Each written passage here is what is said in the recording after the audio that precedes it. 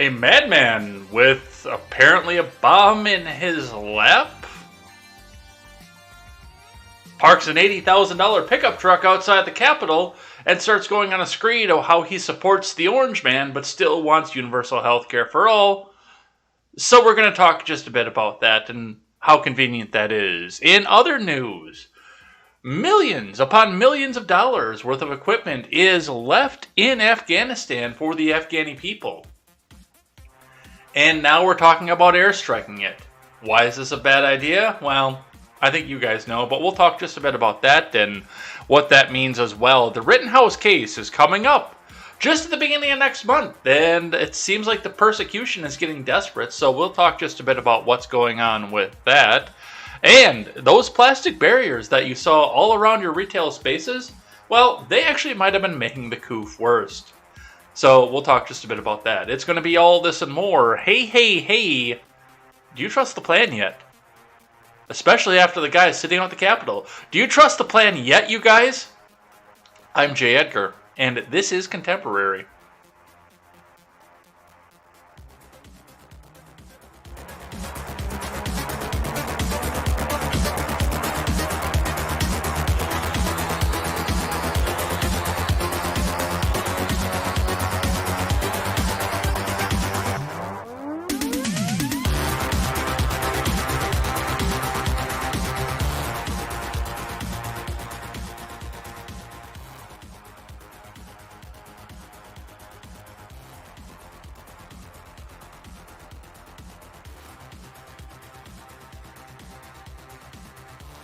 All right, good morning, everybody. Welcome to Contemporary. My name is J. Edgar, and boy, oh boy, oh boy. Well, first off, we have 6 tabs left over from yesterday, so we're going to get through all of those. Well, hopefully we're going to get through all those. I said that we were going to get through all of them yesterday, and that didn't happen. But my, oh my, this is all reeking of desperation that we're seeing coming out of the administration right now. And really, honestly, it should cause a lot of concern. If they're going to be that desperate to try and pull this off right now, to try and distract and have it be so obvious. That was the thing. It wasn't the fact that it happened. It was that, I mean, to me, and I could be wrong, but to me it was just so unbelievably obvious that this was, it was the timing, it was the everything else that went with it, it was the fake Southern accent they keep telling me about, which I have not listened to any of the videos yet. I read transcripts, I haven't listened to any of the videos yet, but so much of this screams convenience off of me here, but I want to present the arguments as to why I think this is a fake. You guys can decide. I'm going to present you the facts. You make the decision. I think you're going to come to the same decision I did. I really do. But before we get started, make sure you check out some of the great people that I have coming up working with me on an upcoming project here. And those are the people like the Daily Ignoramus, the Porch Boys, the R-Rated Conservative, the Freckles and Brit Show, and the Breakdown with Birkenhoff. Go check out all those shows and look upcoming for a brand new project that we have coming up here. I think I'm going to sign some paperwork on that coming up this weekend, now that I've read the email, but we've been slammed at work, so when we look at the news, we've been slammed at both of my jobs. But anyway, we're going to get this going, we're going to get this started, and we are going to see if we can have a fall release with some new graphics and everything too, because our graphic designer is currently moving across the country, so she's going to be a little bit behind the 8 ball too, but it's fine. We are going to bring this all together. We're going to do this right, not quick. So if we got to wait till late fall, we got to wait till late fall. But anyway, go check that out. Watch for updates, watch for details, and we will see what's coming back up out of this here. All right, getting into the finance here, let's get some monitors up here and see. Let's make sure you guys aren't killing each other in the chat. Oh, we got the Trovo connected again here too. That means we can have the Ron Helton Spice today. All right, anyway, let's get into this here. Let's get talking. Starting with the Dow. The Dow is at 34,894.12. That's down 66.57. Not as much of a drop as yesterday, because it did try, and it peaked up against over a possibility of possibly ending above the previous close, but then it kind of fell back down again. I'm a little surprised, actually, that we're seeing this much going up, especially when we see the metal prices in a little bit. So just kind of a roller coaster through yesterday, and it looks like the futures are indicating another big sell-off today. So we will see what happens and where it lands as we go into the weekend, and we'll definitely talk about it some more on Monday. We're going to go right into IBD because I've got a different article on the Bitcoin, so we're going to wait to look at what the Bitcoin says, and then the metal prices, of course, which that's also some really good news right now. From IBD, Dow Jones futures signal further market rally losses. Elon Musk teases humanoid Tesla bot. Jesus fucking Christ, that's all we need right now. That's all we need right now is an autistic South African guy to come out and build Skynet. This is from Ed Carson. By the way, I haven't seen that movie either. But I am familiar with the premise because I have seen The Matrix. And all three of its iterations, plus the Animatrix. Hey, cool, we can watch the or look at the advertisement before we get reading into this. Mazel tov! We gotta take the little victories when we can take them. From Ed Carson, Dow futures fell slightly Friday morning along with S&P 500 futures and NASDAQ futures. The stock market rally closed narrowly mixed Thursday with some notable swings. Big caps, tech stocks, and medical stocks rebounded while real economy sectors continued to sell off amid Federal Reserve taper fears and military action in Asia. Don't lie. Don't try to cover this up. You know what's going on here, you guys.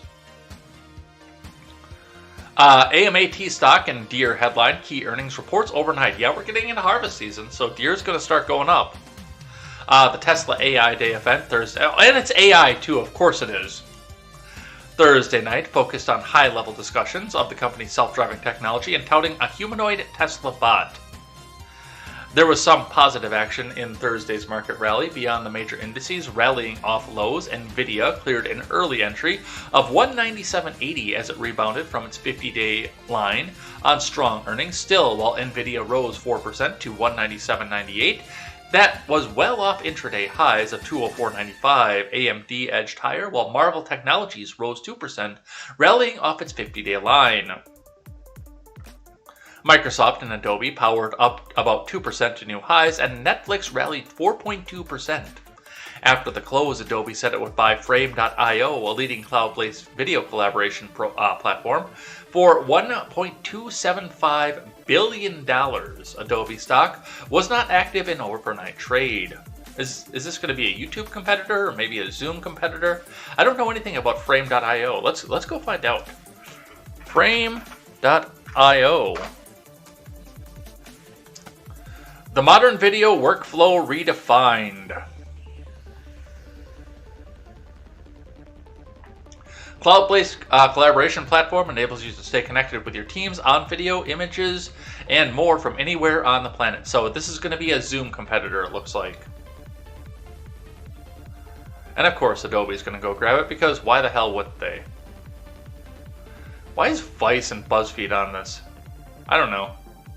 Alright, anyway, that's enough of that. No, we're on IBD still.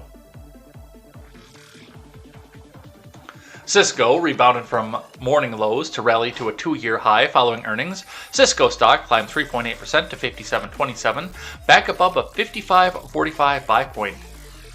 In mode popped 3.9%, hitting a new high as it extended a strong rebound. Index Labs and HCA Healthcare also rose on solid play from medical stocks.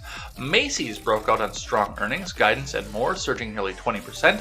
Kohl's made a strong move, but cyclical sectors came under pressure as crude oil and copper prices sold off and treasury yields came down. Miners and energy stocks are breaking down. Steelmakers are wiping out much of their big recent gains. Many financials have pulled back to buy points. Industrials have retreated after flirting with breakouts. Shipping companies sold off after recent gains. Meanwhile, U.S.-listed China interest and stocks generally sold off amid economic regulatory fears there. We're going to skip over the Tesla AI Day because that's terrifying, and we've got a whole bunch of stuff to get to. Tesla stock climbed in 1% pre-market trading. Tesla stock sank 2.25% to 673.47, reflecting the broad market weakness. Shares bounced 3.8% on Wednesday from their 50-day and 200-day moving averages. On your futures, Dow futures fell 0.3% versus fair value, off overnight lows. S&P 500 futures lost 0.3% as well, rather not 1.3%. Nasdaq futures sank 0.1%. So still another drop off, but not some of the wild drops in the futures that we saw earlier on in the week. China approved a new data-driven privacy law on Friday, raising concerns of further regulatory crackdowns. Crude oil futures fell slightly overnight, and remember, overnight action in Dow futures and elsewhere doesn't necessarily translate into actual trading in the next regular stock market session. Let's see what MarketWatch has to say here. And they're saying a little bit more honest, I think, than what IBD was saying. Dow futures drop on worries over U.S. and China. China. From Steve Goldstein. Oh, that's a dude getting a vaccination. I looked at that and I'm like, is that Biden sitting in a walker? But it's not. At glance it was, or it looked like it, but it's not. U.S. stock futures slumped on Friday amid fears over the Delta variant of the coronavirus, the imminent tapering of the Federal Reserve bond buying, and China's restrictions on its domestic economy. With no U.S. economic data and few corporate news releases, traders will be left to focus on the developments from earlier this week. The key 10-year Treasury yields were barely changed as equities reversed, suggesting that the move was more about the top-down risks to growth building, specifically around the Delta variant after several weeks when the bottom-up corporate news has provided support, said Ian Williams, a strategist at UK broker Peel Hunt. Michael Hartnett, a chief investment strategist at Bank of America, says the market is acting in a recessionary fashion. No, it won't be a recession because there's a Democrat as president. The U.S. yield curve, as measured by the gap between the 5 and 30-year bonds, is at one-year lows. Global stocks, excluding U.S. techs, are unchanged in the last 8 months. Emerging market stocks are negative this year. Small caps are breaking down. A range of commodities have fallen by double-digit percentages and are from highs, and the top 4 sectors of the S&P 500 in the second half of the year are utilities, healthcare, REITs, and staples. So basically, yeah, it's looking like lockdown is coming, and everybody's preparing for the lockdown. The market buyers, the people who are looking into this that want to stay ahead, and the people who want to get into healthcare on top of it too. Everybody's looking at this as if we're going to lock down again. So I hope you guys are prepared. I hope you guys grabbed another couple cans of beans or, rice, dry goods, stock your freezer because, hey, it might come again. Especially for those of you, and I know who you are, that live in the big blue authoritarian states. Make sure, because, and it's not even for the Delta variant or the government lockdown. Sometimes a tornado happens. Sometimes a flood happens. Sometimes emergency services can't get to you for a couple days. So just make sure you guys are prepared, can feed your families, and definitely are looking into ways that you can stock up just a little bit more. And get that toilet paper before everybody goes onto a fucking panic. Alright, let's look at Bitcoin here. Your Bitcoin rebounded overnight here to 46,914 US dollars even, which, what did I tell you? Get a little bit of it while it's on sale. Not official financial advice, but it was on sale down to 44,000 a Bitcoin. Grab a little bit of that stuff while it's on sale because it's going to come back up, and it has. But one of the big drivers for that comes from CNBC, second largest U.S. mortgage lender, will accept payment in Bitcoin from Mackenzie Sigalos. Starting later this year, U.S. home buyers will have the option to pay for their mortgage in Bitcoin.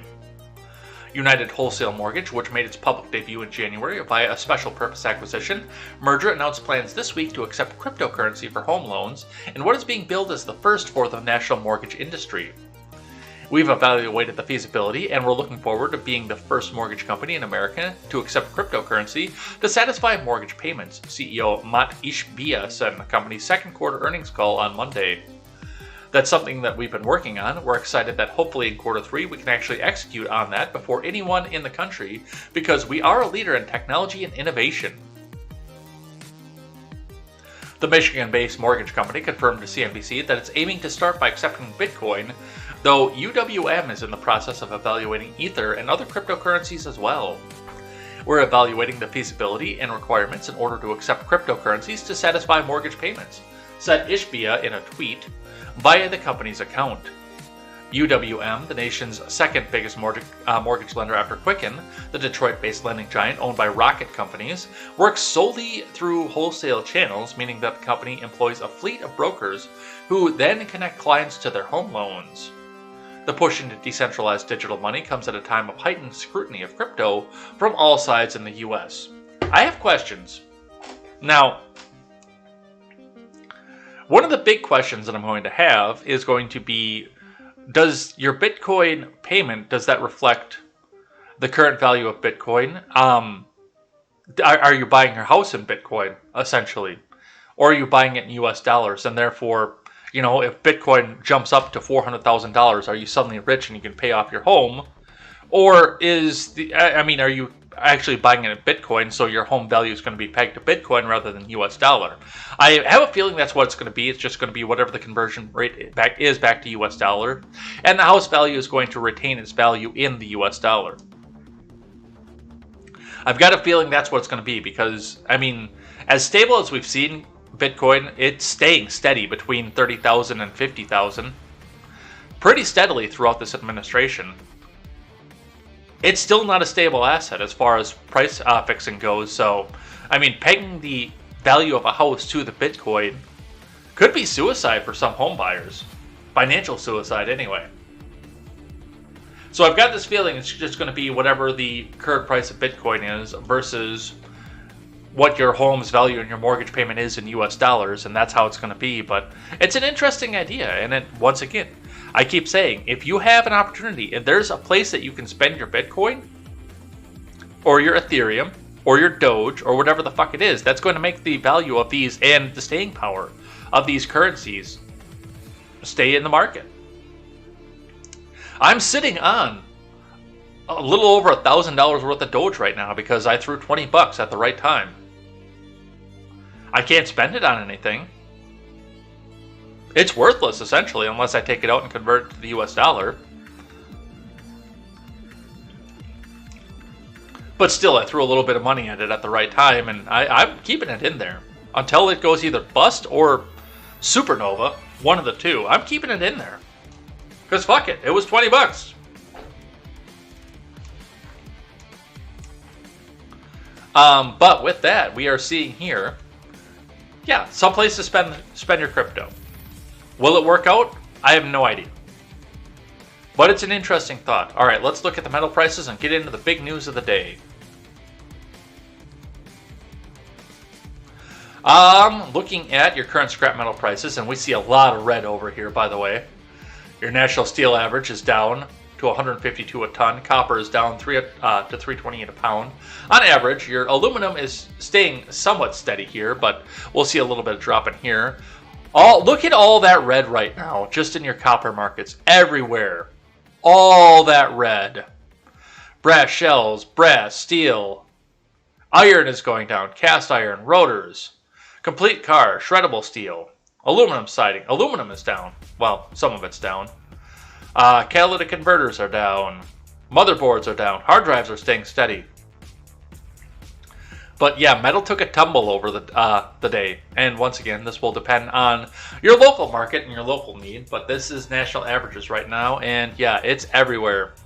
All your metal is dropping today. Which makes me a little bit nervous about the rest of the economy. Alright, let's go talk about the big convenience of the news today. And we're going to start with WUSA 9. Where's my headline? There it is. Bomb threat suspect taken into custody without incident. And that's, I actually marked this article at the time when they were still saying that he's out there, but they've completely gone back to edit this now to update the story on everybody instead of making a new article. So, I've got another one down here that says that he was taken into custody. No, this is what motivated him. Taken into custody, taken into custody. We've got some video. We'll talk just a bit about what's going on with this. And plus the Times Square one, too. But reading from WUSA 9, bomb threat suspect taken into custody without incident. U.S. Capitol Police. Interesting. U.S. Capitol Police is involved. I'm shocked. I'm not really shocked. Just the facts, folks. From Kalita Valu, Laura Wademan, Brielle Ashford. We'll look at the commentary and the opinion later, but let's look at the facts first. The suspect in an ongoing bomb threat outside the Library of Congress surrendered after more than 5 hours of negotiations, U.S. Capitol Police say. Floyd Ray Roseberry, 49, of Grover, North Carolina, was taken into police custody around 2:30 p.m. Thursday, according to U.S. Capitol Police Chief Thomas Manger. Boy, we know that name after January. Police say Roseberry drove a black pickup truck onto a sidewalk outside the Library of Congress just before 10 a.m., claiming to have explosives in his car. U.S. Capitol Police called the incident an active bomb threat investigation and evacuating several surrounding neighborhoods. Did anybody check on AOC? I mean, she was in the same city, so she might have died. Just the facts, J. Edgar. No opinion yet. Let's get through everything else that happened here before I tell you what actually fucking happened. Or let you decide. Manger said he and his team began an extensive negotiation process. We first started negotiating with a whiteboard, just writing messages back and forth, Manger said. We used a robot to send down a telephone, but he would not use the telephone. Shortly after trying to deliver the phone by a robot, Manger says Roseberry surrendered, and tactical response officers took him into custody without incident. In a press release sent at 5:30, U.S. Capitol Police declared the scene safe and said no bomb was found in the truck.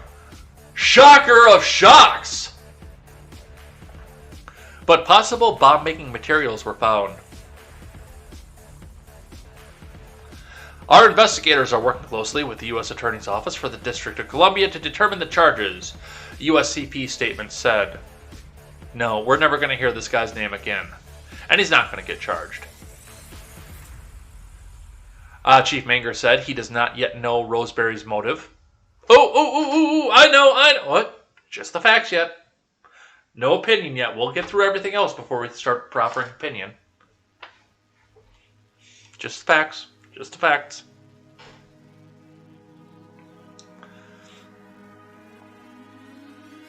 But noted that early investigation shows his mother may have recently passed away. His family indicated there are other issues he's dealing with, Manger said. Chief Deputy Philip Todd with the Cleveland County Sheriff's Office identified Roseberry as a resident of Cleveland County, North Carolina, and said they were working with federal agents on their investigation. Officials told us that the FBI and Homeland Security were interviewing Roseberry's wife at home. All roads initially closed for the investigation have reopened. That right there, okay, I can't do this without the opinion. That right there, all roads initially closed for the investigation have reopened. As of, when was this edited last? Okay, so this was 3:32 a.m. this morning, and that's Eastern time, so probably about 5 hours ago. In under 24 hours, they have swept the entire scene, found no explosives, in all the little hidey holes and nooks and crannies that are in DC, and determined it was safe. This is fucking fake. There is no way that they would just take a guy's word for it and say, oh yeah, no, I promise I didn't hide anything else. They would have done a full sweep at this point before opening these roads back up, especially that close to the Library of Congress and Capitol. This is all fucking fake.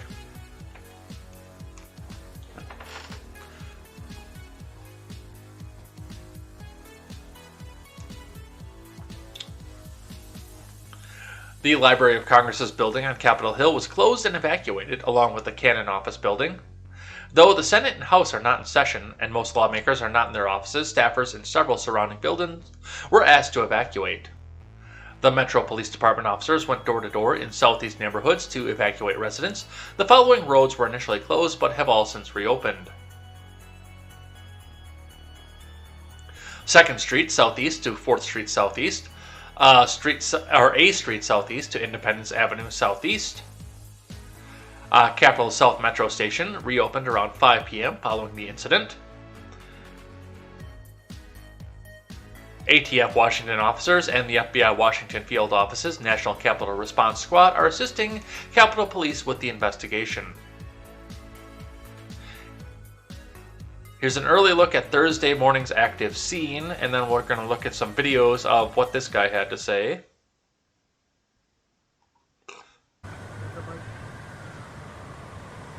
I do. I'm feeding it back now.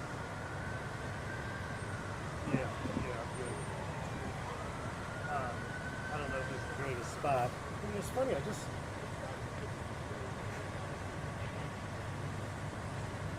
Okay. All right.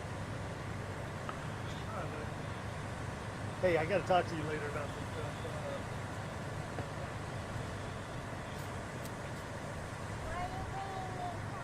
I don't know, but.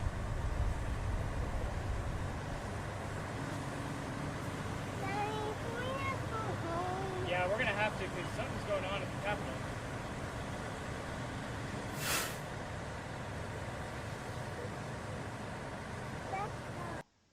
All right. So this is literally from somebody's cell phone, and he went on for 3303. And we're not going to do 3303 for this right now. All right. Let's look in at Baltimore, CBS Local. Man surrenders after claiming to have a bomb near the Capitol. From CBS Baltimore staff, which means it came via the Associated Press. The man who claimed to have the bomb in a pickup truck near the U.S. Capitol surrendered to law enforcement, ending an hours-long standoff on Thursday. The man, identified by law enforcement officials as Floyd Ray Roseberry, 49, of North Carolina, crawled out of the vehicle and was being taken into custody shortly before 2:30 p.m. He had pulled up outside the library earlier in the day and told police he had a bomb in his truck. An officer saw what appeared to be a detonator in the man's hand. It was probably a cell phone. The man had been negotiating with police during a standoff that lasted around 5 hours. This is a breaking news update. AP's earlier story shows below. A man sitting in a black pickup truck parked on the sidewalk outside the Library of Congress, told police he had a bomb Thursday, triggering a standoff in the heart of the nation's capital. Officials evacuated a number of buildings around the Capitol and sent snipers to the area after officers saw a man holding what looked like a detonator inside the pickup, which had no license plates. Jesus fucking Christ. Can this guy glow any harder? Seriously. He sends out the video. He admits to who he is. He admits to what his manifesto is. And yet he still has to take the license plate off his pickup truck. This guy is glowing. You can see him from a mile away. Jason Bright has nothing on this dude. If you're not a Fallout fan, you don't know that reference. But you kind of feel the same way I do every time somebody makes a movie reference. The man was identified as Floyd Ray Roseberry, 49, of Grover, North Carolina. According to two people briefed on the matter, Congress is in recess this week, but staffers were seen calmly walking out of the area at the direction of authorities. Police negotiators were communicating with Roseberry as he wrote notes and showed them to authorities from inside the truck, according to two people, and a third person also briefed on the matter, all of whom spoke on condition of anonymity. Surprise, surprise, because they were not authorized to publicly discuss the matter. Shock upon fucking shock. Authorities were trying to determine whether it was an operable bomb, the officials said. Police gave no immediate details on his motive or any demands. My negotiators are hard at work trying to have a peaceful resolution to this incident, U.S. Capitol Police Chief J. Thomas Manger said. We're trying to get as much information as we can to find a way to peacefully resolve this. While police continued negotiations, video surfaced of Roseberry on Facebook Live inside the truck, which was stuffed with coins and boxes. He was threatening explosions, making anti-government threats, and talking about what he believes are the ills of the country, including the U.S. position on Afghanistan, healthcare, and the military. Boy, if you just read this Associated Press article, you would think that this guy is he's hateful to the healthcare system, and all this, and this and that and the next thing. And no, that's not what this is. And we'll watch some of the video here. This guy glows in the dark. This guy glows in the fucking dark.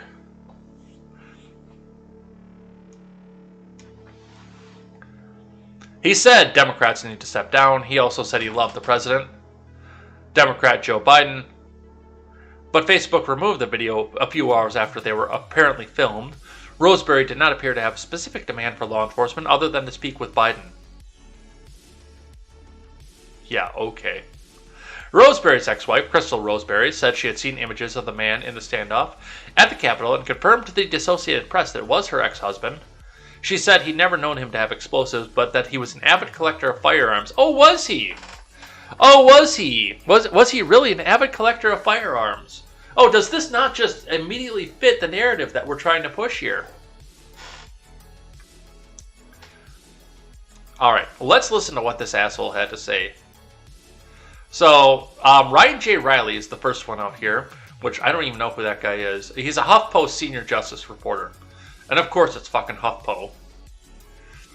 The revolution is on. It's here and I'm ready to die for the cause. Here's the video of the man who said he's got a bomb outside the Capitol. Let's listen.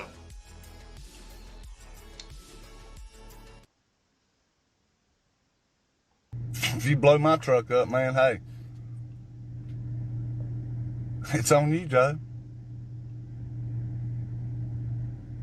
I'm ready.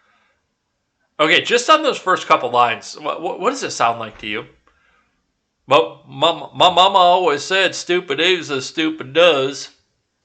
I have seen that movie, by the way. Ready to die for the cause.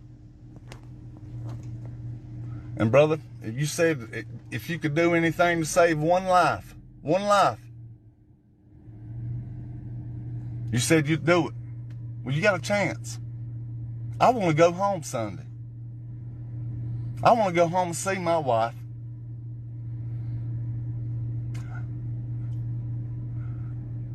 We're living in a free country, Joe.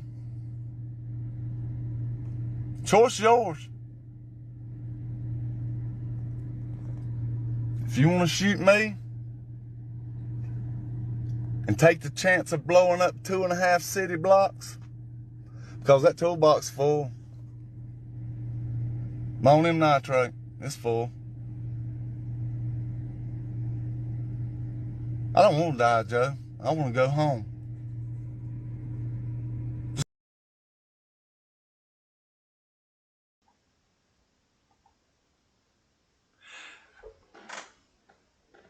Okay, I have no idea what they thought that we were supposed to think with this. What is that accent? Other than fake. What is that accent, seriously? I mean, we can go listen to it again. Let's listen to some more of that again. I won't die, but I got enough stuff in the toolbox for this here truck, man. And I'll take off 2.5 city blocks, hey, come on.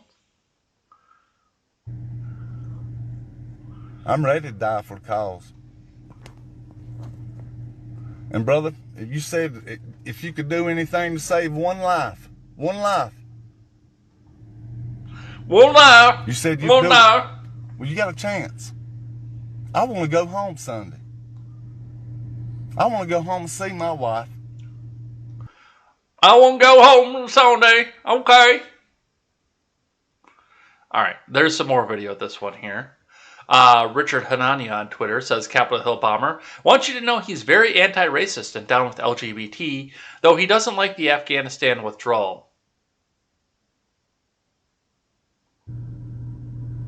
Let him come. Black, white, lesbian, gay, LGBT. It don't matter. We're Americans.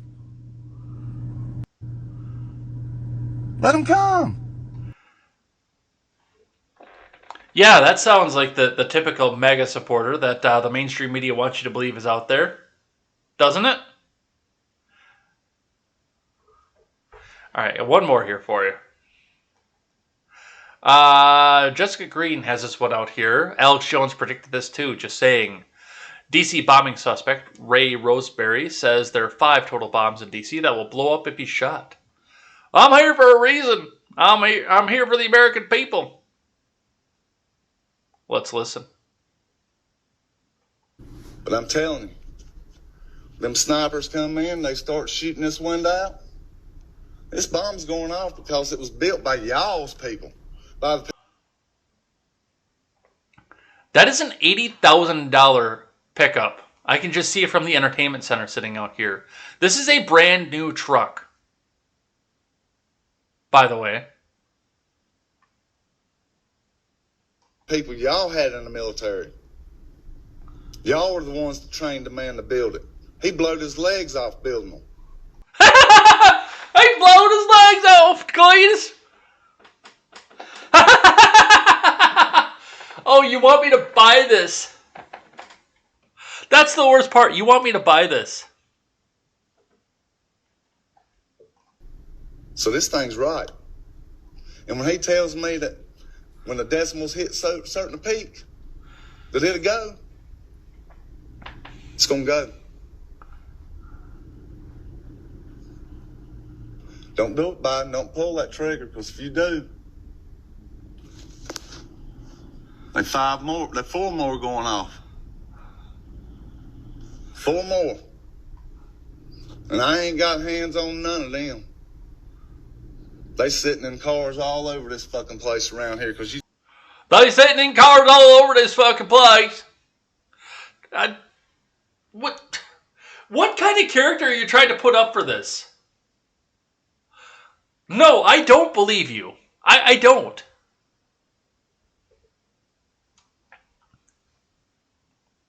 Yes, Eric Bowman. Lieutenant Dan, where are your legs?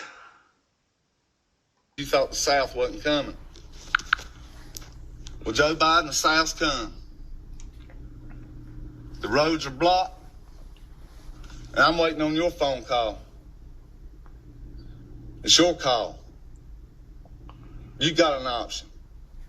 You can shoot me and kill me right here and blow up 2.5 city blocks and let all the patrons out in the country know. Because I ain't here to blow nobody up. I ain't here to hurt nobody. If I was, I wouldn't have told them to tell people to leave. I would have gunned this motherfucker and wrote it right up in your front door. But I'm here for a reason, Joe Biden. I'm here for a reason. I'm here for the American people. And if you want to take me out, take me out. But when the Patriots come, your ass is in trouble. 5 of us are already here. And I'm the little man. I'm the speaker. So if you blow my truck up, man, hey. If you blow my truck up, this is the thing. This is why I'm calling this a glow in the dark. When I listen to this, and I listen to this guy talk about the fact that, oh, man, you come out here, there's 5 bombs and other cars up around this area here, and you blow up my truck, you can blow up no, but them other ones up out there, man. Come. I mean, it's like he's talking in a slower version of Boomhauer almost. Oh, man, I don't gonna tell you, man. We could go out here, man. Take a shoot at me, man. They gonna 5 cars around here, man. And they gonna blow up all around here, man. It's gonna be on you, man. Come on. They gonna.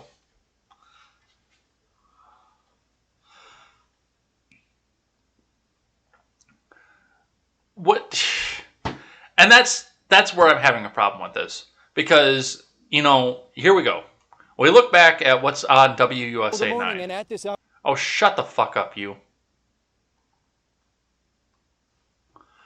We look at this here, and all the streets are back open. The investigation is, we don't hear anything about the searches, the seizures, anything else. And everything is open by at least 3 o'clock this morning, 2 o'clock this morning, my time, but 3 o'clock for those of you in Eastern time with this. The roads are all back open at that point.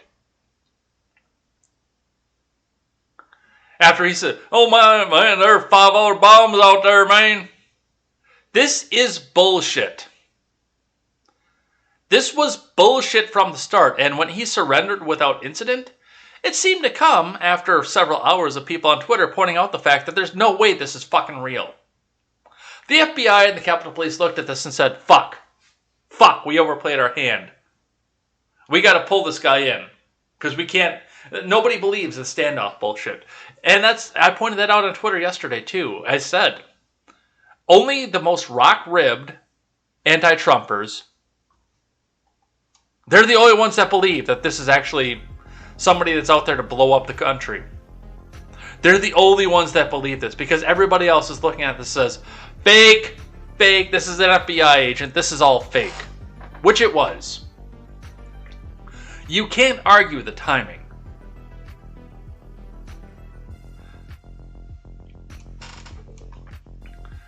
Alright, let's read from another one from USA 9 here. Suspect in Capitol bomb threat echoed big lie, demanded free health insurance. And that's the other one that goes along with this. It's the demands that he had. From Jordan Fisher. In hours of live stream video on Thursday, a North Carolina man ranted against President Biden, Democrats, illegal immigrants, and the healthcare system while daring federal agents to shoot him. The trigger, he said, to detonate the bomb inside the truck he'd parked outside the Library of Congress. Congressional staffers were alerted to a suspicious building on the Capitol campus around 10 a.m. Thursday morning. I'm guessing it's a suspicious vehicle, not suspicious building. Capitol Police eventually decided to evacuate several office buildings, including the Madison, Jefferson, and Cannon buildings, and businesses, and residents in the immediate surrounding area as police attempted to negotiate with a man they identified Thursday afternoon as 49-year-old Floyd Ray Roseberry. And how fake of a name is that, too, by the way? Of Grover, North Carolina. Roseberry was eventually taken into custody without incident around 2 p.m. Investigators said they did not find an explosive device in his truck, but did find possible bomb-making materials. In multiple live streams to his Facebook page beginning around 7 a.m. Thursday, Roseberry vented a litany of complaints ranging from the quality of modern coinage, at one point saying, "Your pennies are rotten, Joe," to the American treatment of Afghans during the ongoing troop withdrawal. He also repeatedly called on Biden, House Speaker Pelosi, and other Democrats to step down. "You step down out of office, I'll step down out this truck," Roseberry says. "You go home, I'll go to federal prison." That's not a video, that's just an image. In his videos, Roseberry said that he was picked by the American expletive people. "I'm picked by the American fucking people to come up here and take a stand." Much of his ranting was directed specifically at Biden, surprise, and suggested he believed the baseless election fraud conspiracy theories pushed by former President Trump and other prominent Republicans that Biden was not legally elected. Drink.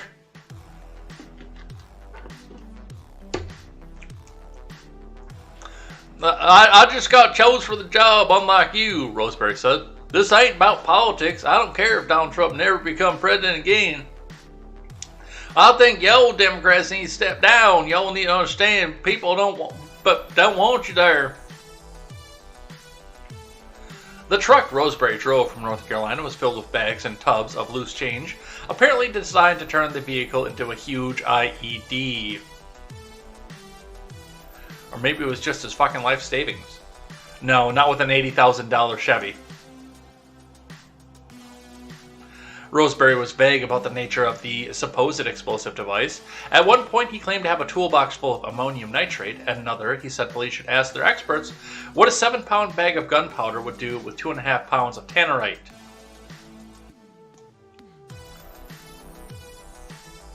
You really want me to believe this? "Biden, there's a chain shortage for a reason. I got it all. I got loads of it," Roseberry said. "And it don't take but half a roll of nickel to equal out a 50 caliber bullet. I'm telling you, they come in, they start shooting this window out. This bomb gonna go off." Roseberry stated at times that he had driven up alone to build a foundation of the revolution, and at others he was one of the 5 people in the explosive-laden vehicles around D.C. As of Thursday afternoon, police had not confirmed the existence of other suspicious vehicles in the district. "Southern boys are here," Roseberry said. "You can take me out, but dango, but when you do, man, dango, you know what's gonna happen, Joe Biden. That's gonna be a chain reaction. Chain reaction gonna be on your dango hand, man. Come on, man." While Roseberry at times attempted to paint himself variously as the embodiment of the South or as a handpicked representative of the American people, yeah, he was trying to paint himself as the embodiment of the South. Maybe a little bit too hard. Or as a handpicked representative of the American people, much of his motivation seemed to derive from a personal animus against the U.S. healthcare system. We do know Miss Rosenberry has had some losses of family. We believe his mother recently... Did they typo that too? Is that supposed to be Mr. Roseberry? I believe his mother recently passed away. U.S. Capitol Police Chief J. Thomas Manger said in a press conference on Thursday. Roseberry's mother died of cancer, he said, and his wife had been denied health insurance coverage for treatment of an unspecified cancer on her face. That wasn't an unspecified cancer on her face, that was Roseberry. He claimed that he had recently been denied coverage as well for shots just so I can smoke. I went to the doctor yesterday, got some of them cell therapy shots they've been bragging about giving athletes for all these years, the doctor said. No shots today, insurance don't cover it no more, Roseberry said. My wife goes to the doctor, she got cancer, and they told her it will cover it no more because it's cosmetic, it's on her face. Where's your insurance at, Biden? Obama?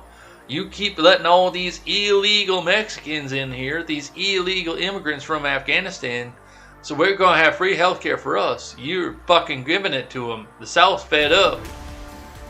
Right now at 11, the bomb threat standoff on Capitol Hill. A man demanding to speak to the president. Shut up, you.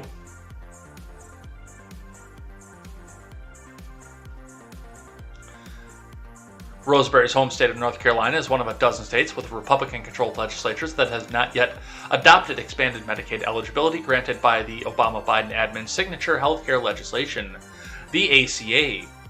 In states that have adopted expansion, the law allows households to qualify for Medicaid coverage if their income is below 133% of the federal poverty level, roughly $35,000 a year for a family of four. Roseberry is a registered Republican. No, he's not.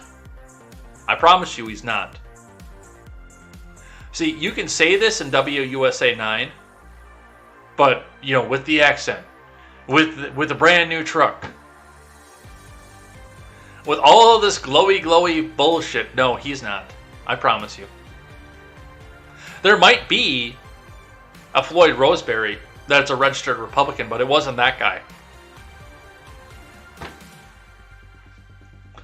Roughly $35,000 for a family of four. Roseberry is a registered Republican who voted most recently in the November general election, according to Public Records Search.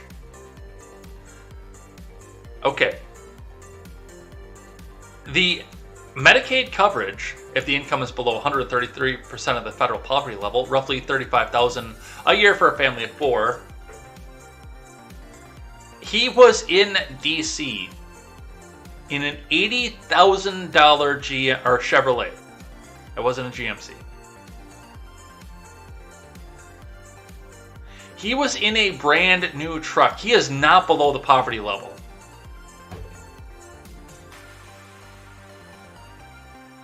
I'm sorry, he is not. Mysteriously, with no license plates.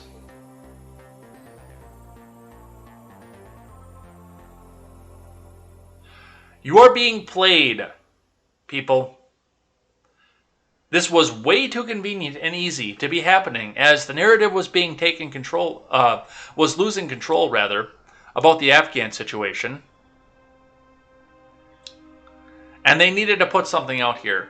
And I'm actually a little bit worried about this right now, and I'm going to tell you why. I'm a little bit worried about the situation because, and I pointed this out on Twitter. I'm going to give you the exact tweet because, I mean, hey, if my YouTube overlords are watching, they're going to kick me off here for this anyway, so I might as well just give them the, ammunition to do so.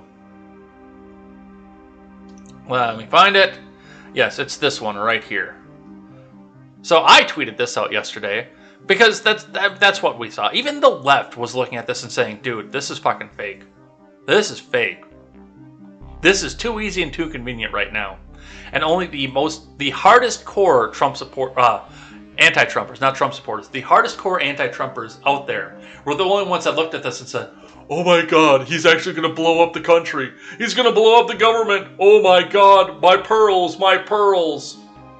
Those were the only people that were buying this bullshit. And I pointed this out too, and I said, now that the majority of the internet has seen through the MAGA terrorist hoax, we need to come to the very serious decision on whether or not the establishment has the balls or the political clout to stage a racially motivated police killing. Because that's the only thing they have left on their tool belt at this point. They have nothing else. The Delta variant, they tried to make another scare of the Delta variant immediately after everything fell off, and the booster shots, and nobody cared about that. They wanted to talk about the thousands of dollars of weapons that were left behind in Afghanistan. They tried to pull this.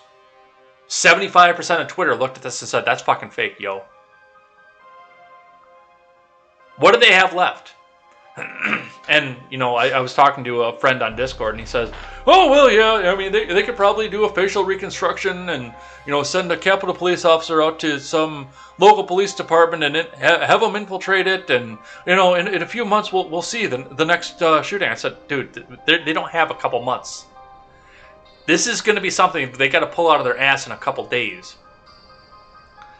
And I don't know if they're going to do that or not. That's actually one of the reasons I pointed it out and brought that up, was the fact of, hey, somebody had to say it. Otherwise, these cocksuckers would actually fucking try it.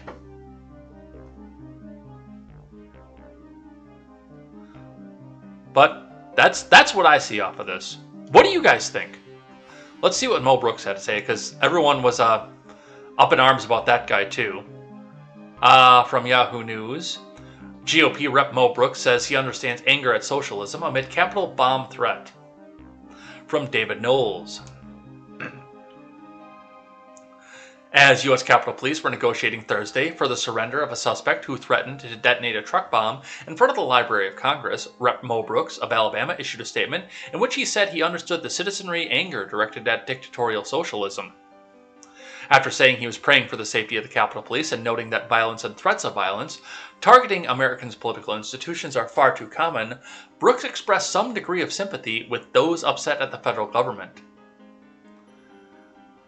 Although terrorist motivation is not yet publicly known, and generally speaking, I understand citizenry anger directed at dictatorial socialism and the threat to liberty, freedom, and the very fabric of American society, Brooks wrote.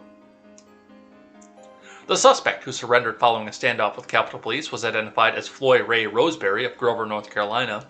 He was taken into custody shortly after 2 p.m. Eastern Time before Brooks posted his statement to Twitter.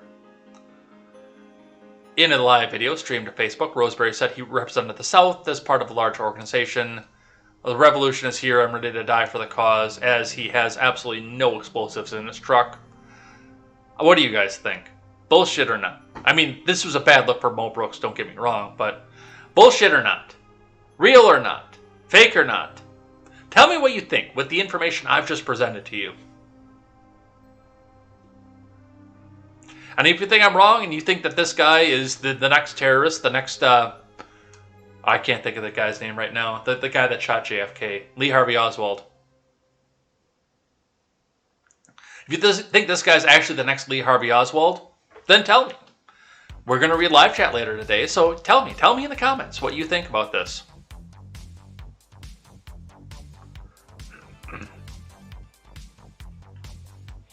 All right, let's shift gears here. Let's talk about New York, because there was another bomb threat that, it wasn't a bomb threat, it was a suspicious package. If you see something, say something. But it shut down New York for a little while too. Suspicious package cleared near TKTS in Times Square, threat unfounded. What's TKTS, by the way? Fanning, I see you in there. This is from ABC7 Eyewitness News. The outdoor seating area behind the TKTS booth at Father Duffy Square in Times Square was evacuated due to a suspicious package. Do I go full 90s here? I got your suspicious package right here. Ha ha ha ha. Sorry, I had to.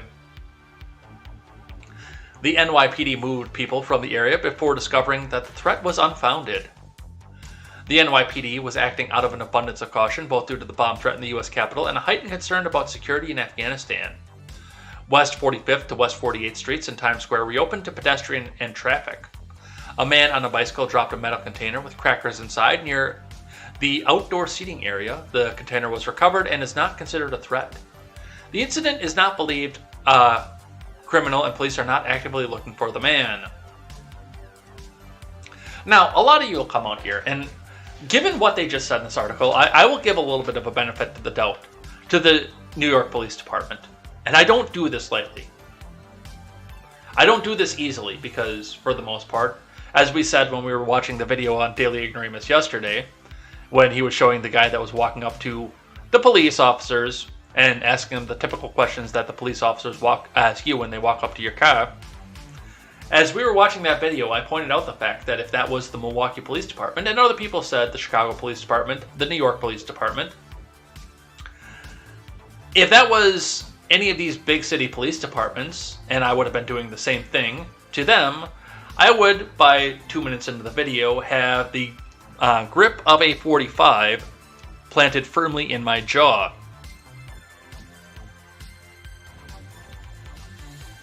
So I don't like these city police departments, but I will, given the situation we're at right now.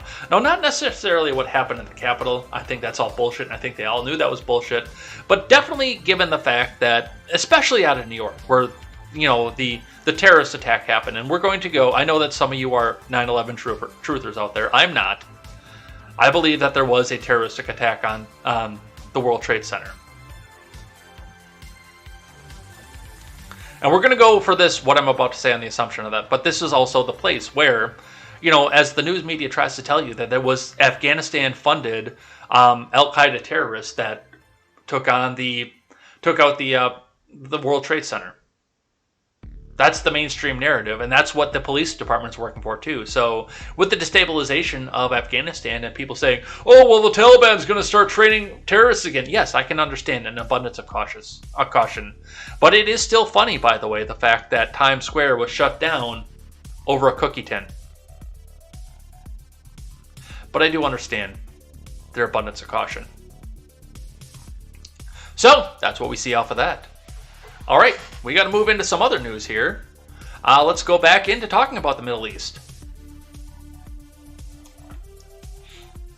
From Axios. Taliban takes over U.S. war chest given to Afghan military. The Taliban just gained a massive new war chest complete with U.S.-made Humvees, planes, helicopters, night vision goggles, and drones, Reuters reports. Video shows militants inspecting lines of vehicles and opening crates of new firearms, communications gear, and even military drones. Some of the equipment was given by the U.S.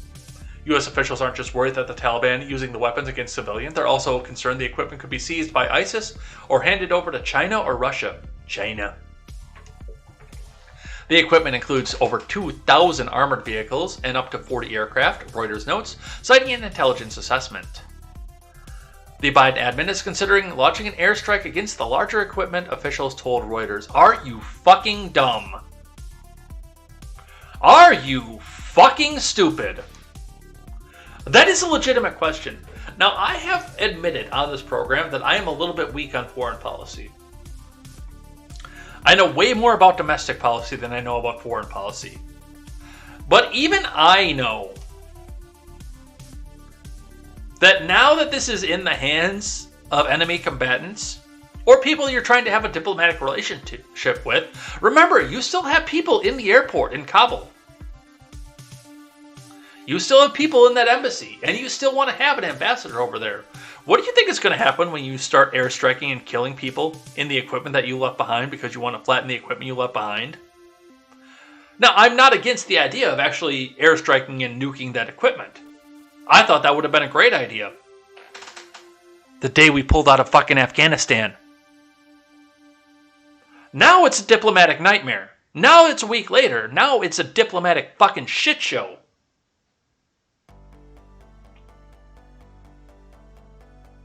Because now you're going to have people in there, and they might be civilians. Some of these guys may come out and say, hey, let's have a tour of the new stuff. Hey, bring your kids. It's going to be great. What do you think happens when the Biden admin kills an Afghan kid in the presence of Taliban people? Because he just had to destroy that equipment a week later? What do you think happens at that point? Do you think they're just going to say, oh, no, you know, you're right, because we might have turned that over to Russia, and that might cause a situation? No. You're going to get another motherfucking 9/11. That shit's lost. That's not your responsibility anymore. Well, it's still your responsibility, but there's nothing you can do about this at this point anymore. That shit's gone. Kiss it goodbye. Wave it. I did like what Brady Leonard had to say about this one, though, because I got that when he retweeted the Axios article, that the U.S. dollars, the United States is planning on using your tax dollars to bomb your tax dollars. That's an interesting irony. But no, there is nothing you can do about that without triggering a major diplomatic situation. How is it that I know that, and the Biden admin doesn't?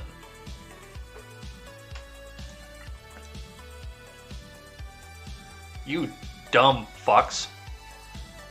Alright, from WTRF, Triadelphia. I don't know where Triadelphia is. I've never heard of that before. I'm curious. Triadelphia. Oh, it's in West Virginia.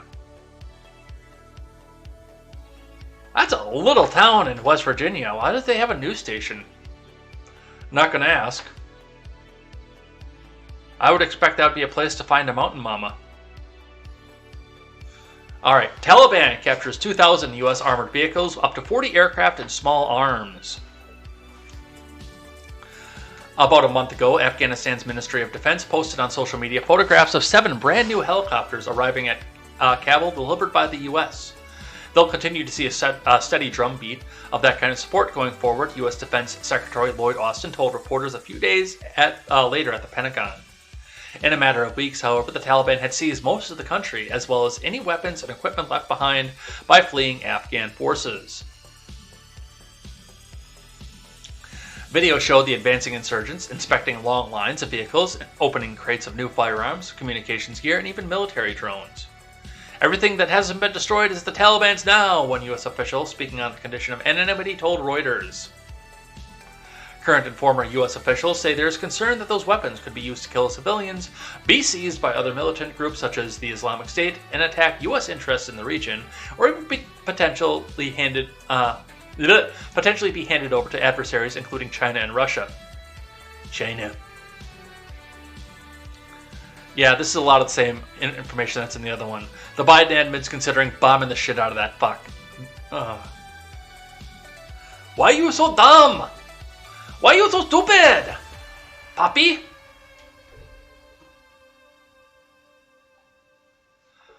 From the Hill. Putin at summit with Biden objected to U.S. plan of bases near Afghanistan. Report from Lexi Lonis. Russian President Vladimir Putin told President Biden at their summit in June he objected to the U.S.'s plan to set up bases near Afghanistan, senior Russian and U.S. officials told the Wall Street Journal. Putin said he did not want any U.S. forces in the Central Asian countries, showing Putin wants to keep control of the region rather than work with Biden. Regarding Afghanistan, current and former U.S. officials told the outlet. The Biden admin was reportedly looking to set up drones and counterterrorism forces in countries surrounding Afghanistan, but Putin's objections complicated the issue. The Russians have no interest in having the U.S. back in there, former State Department expert on Eurasia Paul Global told the Journal. Okay, bye. Anthony Blinken recently spoke to Russia about the situation in Afghanistan, with the country indicating it will have an easy transition to work with the Taliban. Our embassy will stay in contact with specially assigned representatives of the Taliban, hire leadership to work out a permanent mechanism of ensuring safety of our embassy, Zamir Kabulov, Russia's representative in Kabul, said on Monday. I should have read that in Boris and Natasha voice. And talk about moose and squirrel when he was there, because this is Kabulov. He is Russia representative. Yes?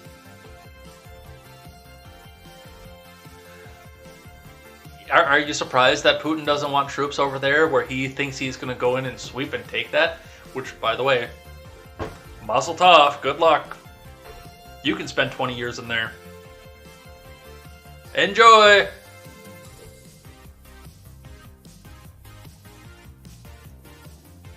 From India Today, They said you're a woman. Go home. Afghan journalist talks about life after Taliban takeover. After taking effective control in Afghanistan, the Taliban have been asking women journalists in the government-owned media platforms not to come to work, said TV anchor Shabnam Dahran. In an interview with India Today, TV's Preeti Chaudhary, Shabnam Dahran, who worked in RTA Pashto, gave a glimpse of what professional women in Afghanistan are going through after the Taliban's arrival in Kabul. Question. Taliban said that women have all their rights. Tell us what happened with you. I work in a state-run news organization, RTA Pashto. After the Taliban took over in Kabul, I went to my office the next morning where I was told not to come to work. When I asked what the reason was, they said the rules have now changed and women are not allowed to work in RTA anymore. When they announced earlier that women would be allowed to study and go to work, I got excited, but then I experienced the reality in my office where I was told that women won't be allowed to work. I showed them my identity cards, but they still asked me to go home. Have they given similar order to the women anchors of other channels as well, like Tolo News? No, they've only asked those women to work in state-run organizations not to come to work. Since Tolo News is a private channel, they have not issued a similar order for women there. So, yeah, I mean, the government, they came out and said the women belong in the government, but, well, I don't know if that's going to be the case or not. I mean, we're going to see. And yes, this is going to be the next propaganda piece to come out and tell you that, well, we need to go back in there because they're oppressing women. Oh, my God. But I don't know if that's going to be the case or not. All right, let's grab one from the Daily Mail. I'm a Brooklyn cliché, hipster daughter of Afghan president who fled Kabul in a helicopter filled with $169 million of cash, is an artist living in luxury Clinton Hill co-op. From Natasha Anderson for DailyMail.com. The daughter of exiled Afghan President Ashraf Ghani is living a luxurious lifestyle in New York City, while her father has been given asylum in Dubai on humanitarian grounds after fleeing Afghanistan in a helicopter that was allegedly filled with $169 million in cash. Mariam Ghani, 42, lives in a loft in a luxury co-op in Brooklyn's Clinton Hill neighborhood, the New York Post reported. The visual artist and filmmaker, who was born and raised in America, is said to practice bohemian lifestyle much different than the women of Afghanistan. Yeah, I'm not surprised by that. When interviewed in 2015, the New York Times, a former newspaper, described her loft as the map to her layered identity, featuring floor-to-ceiling shelves filled with books, embroidered pillows made with by a collective in Aleppo, Syria, and a Turkmenistan rug given to her by her father. Her refrigerator was decorated with magnets touting motivational sayings, and her kitchen shelves lined with green tomatoes she pickled herself. I'm a Brooklyn cliché, she said at the time, commenting on her way of living.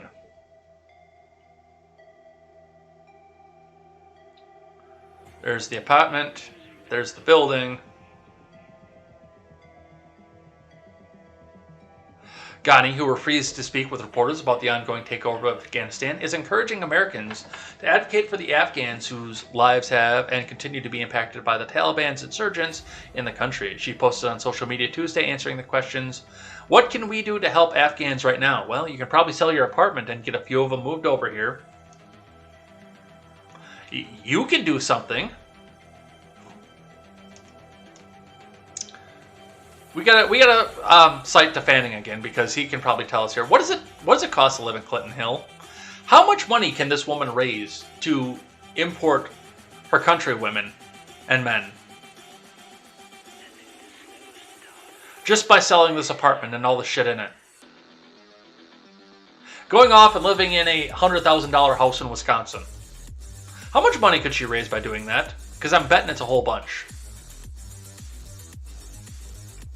You know, you come down into one of the flyover states, buy something for cash with whatever you have left over from living in Clinton Hill, and then use the rest of the money to go buy tickets and passes and other fun stuff to get the people out of the country. Why does the country have to do it? Why can't you do it? Your father was the president. I have a feeling that's not going to be thought about. 1.8 million.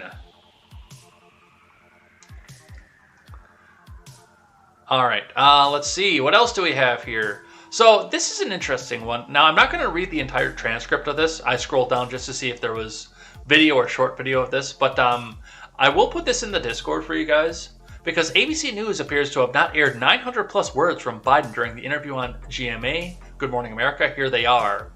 So, and Ryan Saavedra, I don't know if he just got the video and did a transcript of it himself, or if they had a transcript somewhere, but yeah, you could see in the bold is what they aired on ABC, and everything else they cut out of this. They cut entire pieces out of this interview. Or I think the bold is what they cut out. I'm sorry, I think I got that backward. With words in bold font not being included in the video that aired by the network. So yeah, they cut out entire lines of the part of this. Like all of part 2 was fucking gone, according to this.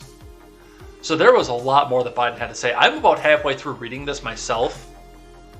But yeah, just part 5 is gone. Part 6 is gone. That old decrepit bastard had a lot to say off of this here. And the American people are just going to say, oh, well, Stephanopoulos, he talked to him for 5 minutes. No, there is huge chunks of this that's taken out. Which, and I understand for TV, they've got to edit it for time, but still. It's worth reading the entire transcript here. And then they've got the video for it throughout this as well. There's part 1. Which is a 10-minute video.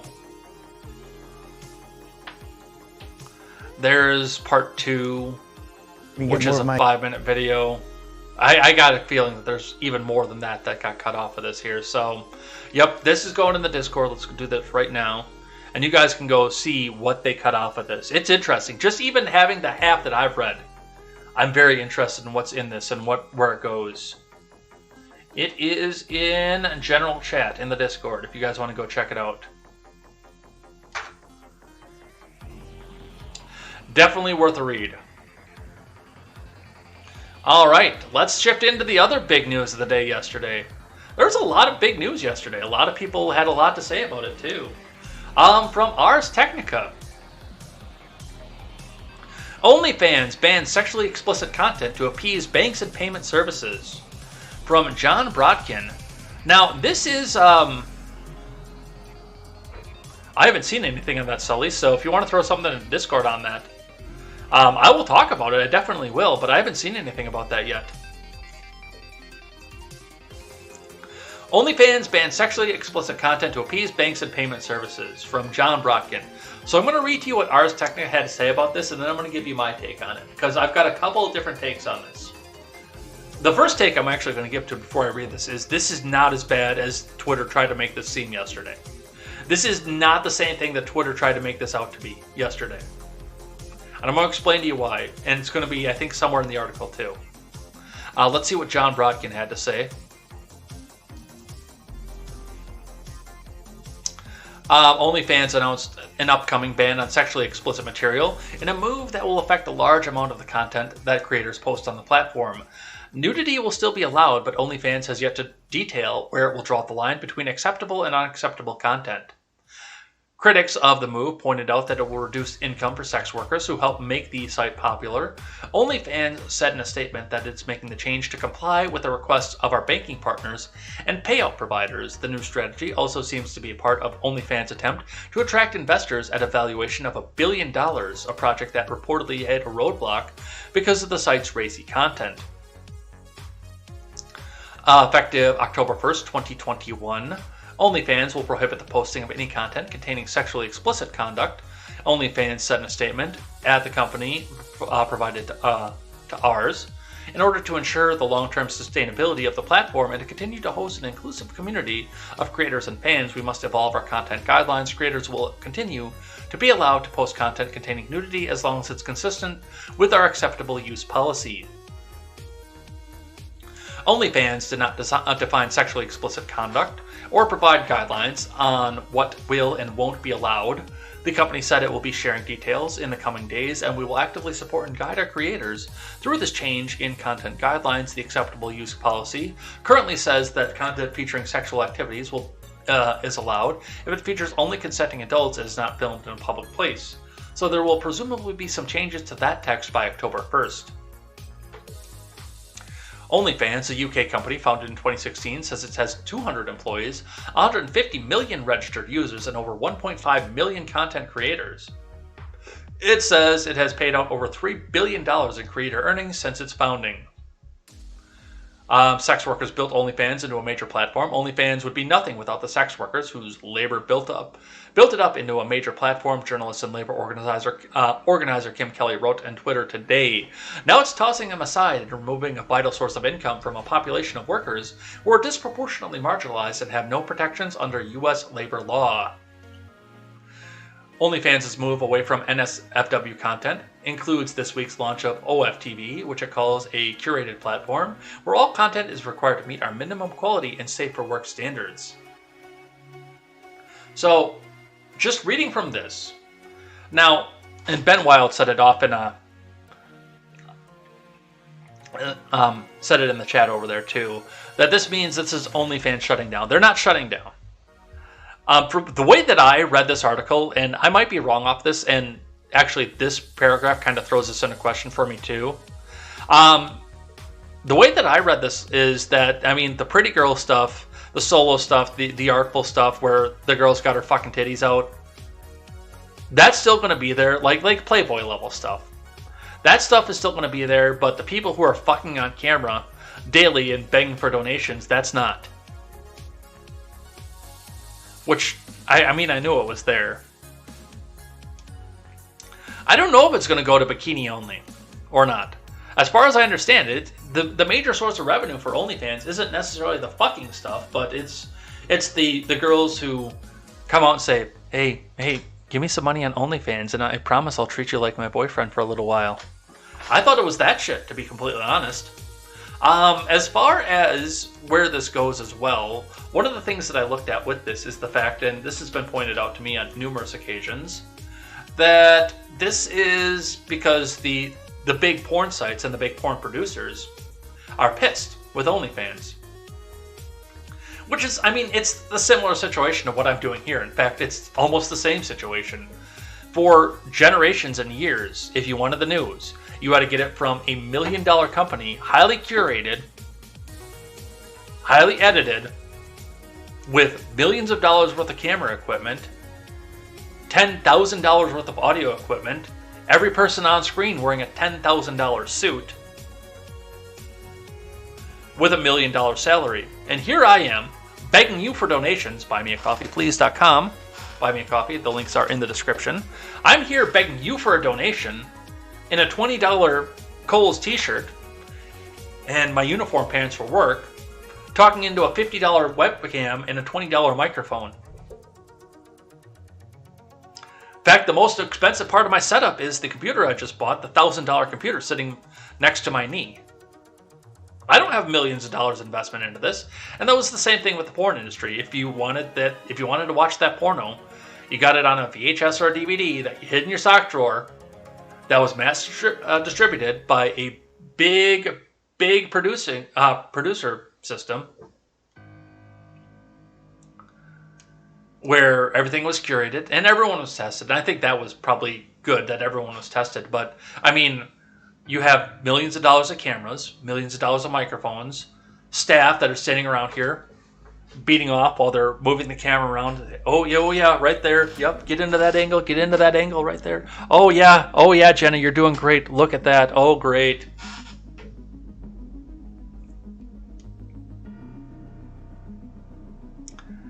Whereas, just like me, a lot of these sex workers, as they say, which they're not fucking sex workers. They're not.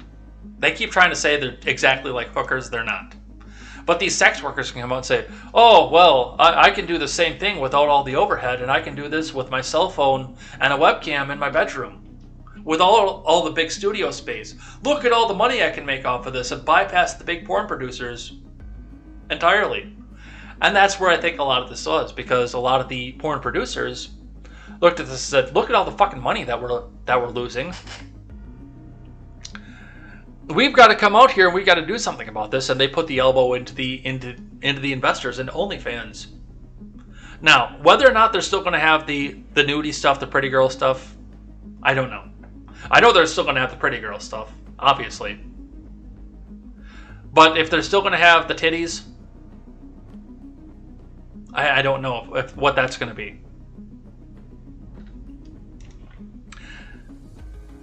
Hell, I have no idea if they're going to even let some girls go up on there and rub their clams. But that's what I'm reading out of this. And, you know, if I'm wrong, I'm wrong. And we'll see what happens with this, obviously. But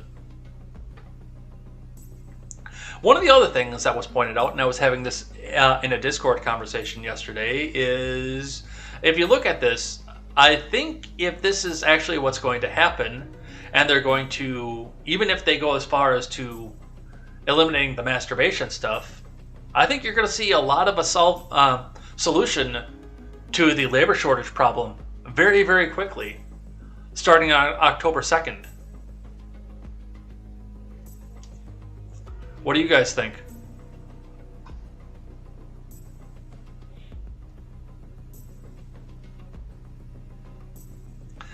Is Edgar angling for fluffier?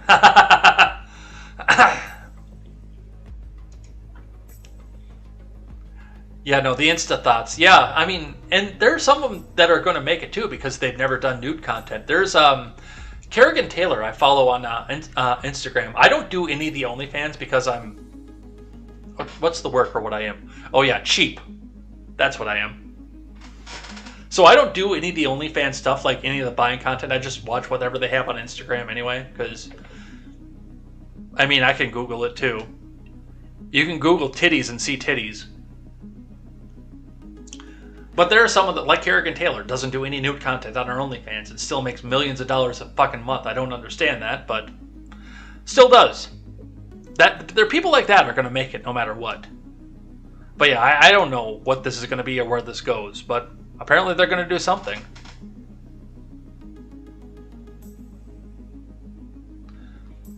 Alright, but as was also pointed out in the chat, and I saw this over here, thank you Stephen Ignoramus for bringing this to my attention, because otherwise I would have completely missed this one. Rachel Dolezal launches OnlyFans for foot pics and squats. From Hannah Frischberg.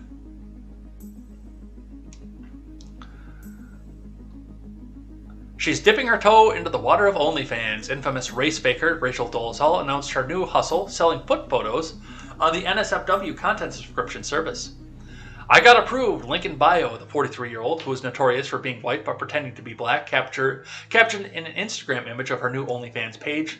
The former president of Spokane, Washington's National Association for the Advancement of Colored Peoples chapter went on to announce she will be sharing content on September 1st, promising 3 weekly posts, plus others sprinkled in the 12-plus content pieces per month.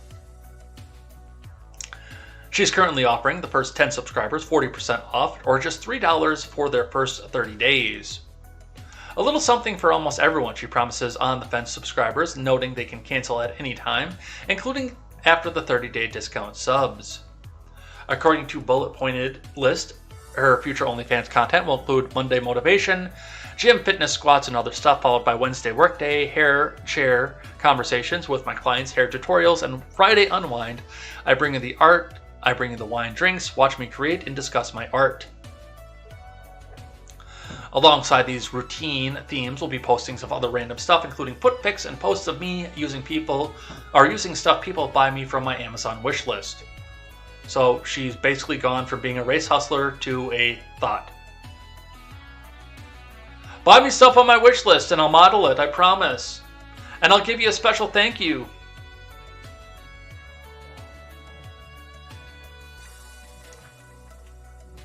Alright. There's your OnlyFans stuff. Hoes mad.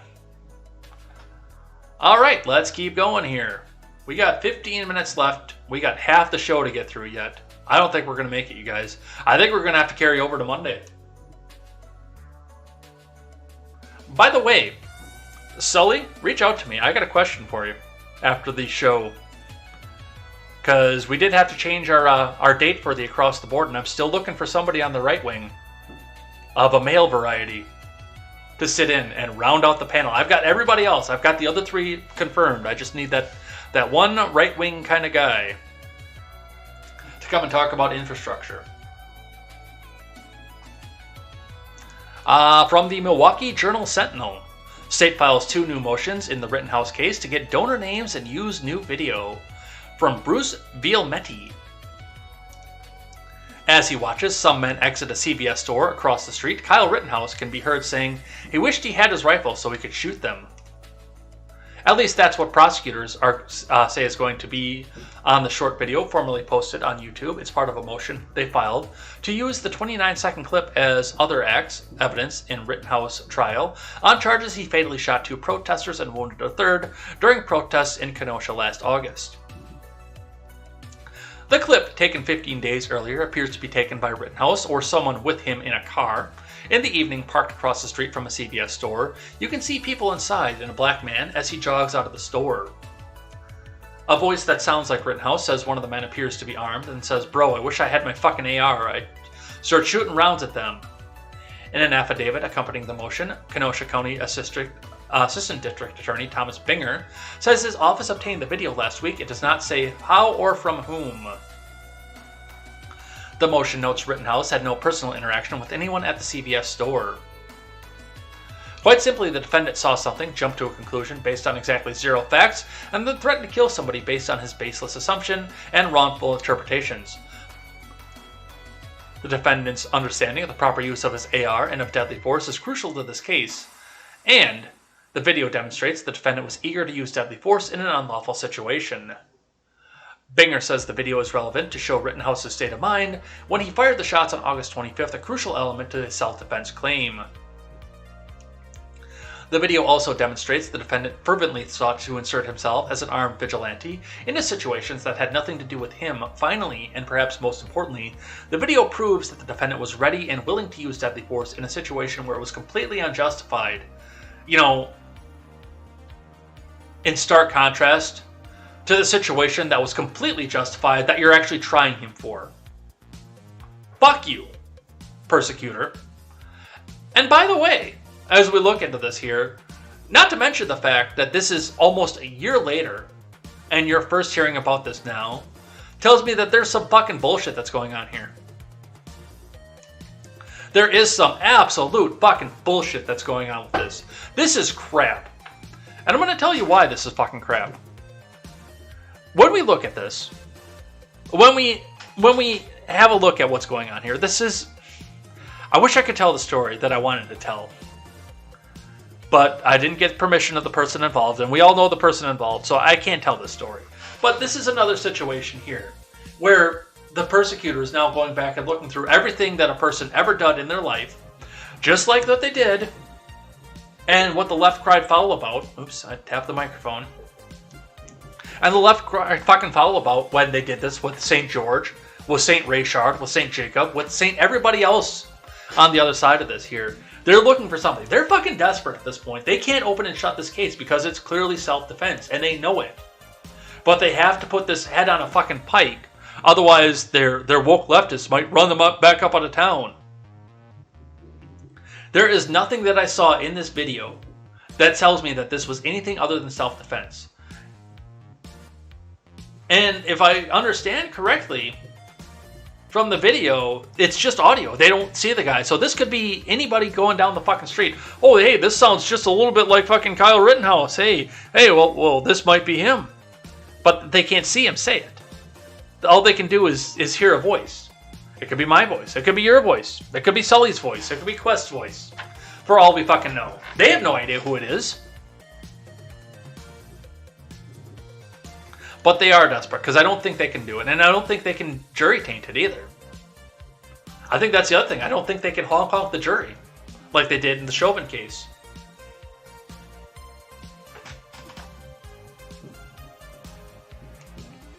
Alright, let's move on here. I've got one from TMJ Ford. Court TV to air Kyle Rittenhouse trial in its entirety. How and when to watch.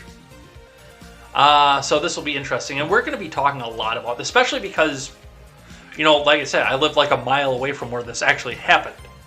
So this is going to be a special interest to me when this all comes back out.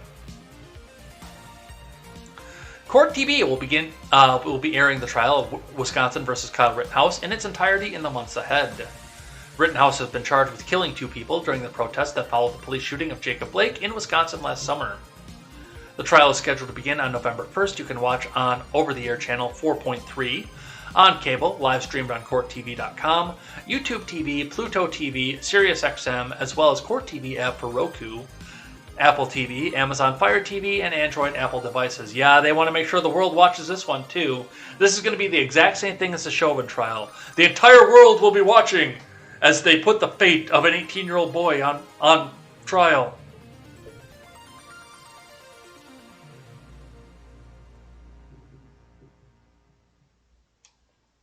As with the Chauvin murder trial, this spring, Court TV will work with court officials to install its cameras in the courtroom. In addition, Court TV will cover the proceedings live and in their entirety with its team of experienced legal experts, including Vinnie Politan, Julie Grant, Ted Rollins, and Michael Ayala, with on-location reporting from legal correspondents Julie Janae and Chanley Painter. Court TV also plans to cover the case of Georgia versus Greg McMichael, Travis McMichael, William Bryan, in which the three white men are accused of murder in the death of Ahmaud Arbery, an unarmed black man who was... Don't say it, don't say it, don't say it, don't say it. An unarmed jogger who was jogging through the South Georgia neighborhood.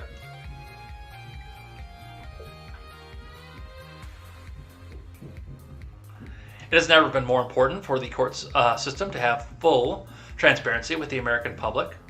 These unfolding stories are documenting important pieces of our country's history. The impact will be felt for generations, said Scott Tufts, head of Court TV. No, it's a way for you to get out there, and if we have the wrong verdict, to get everybody out on the street to go back and riot once again. Because come November 1st, by the way, it's going to be almost time for an even-numbered year to come along. You'll notice, and I said this before, that I don't know if the establishment has the fucking balls to pull off another racially charged police shooting right now. I don't know if they have the balls to fake another one of those. But it would be interesting because I don't know if you've noticed this or not, but BLM only tends to come out on even-numbered years. Have you noticed that in the last few years, that they only show up on even-numbered years?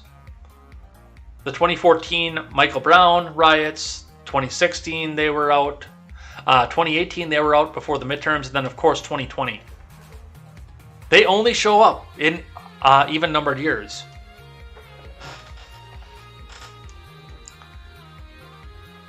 But yeah, this has nothing to do. Now, I'm going to, because I am a little bit off to the side of some of my right-leaning friends here.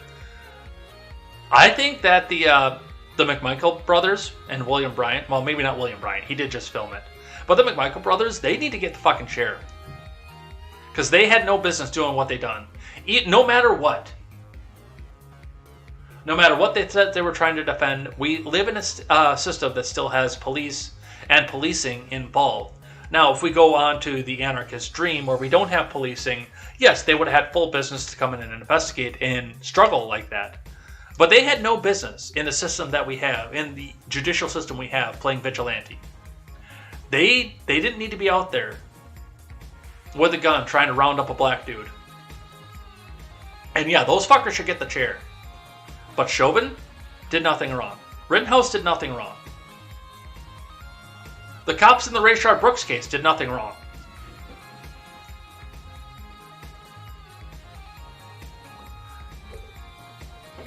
But regardless, that's what's going to go off. That is what this is. It's just a way to get the people out to the street if they give the wrong verdict. And I think we're going to have to stop at this next one here from WIS on 12, and we'll... Jesus Christ.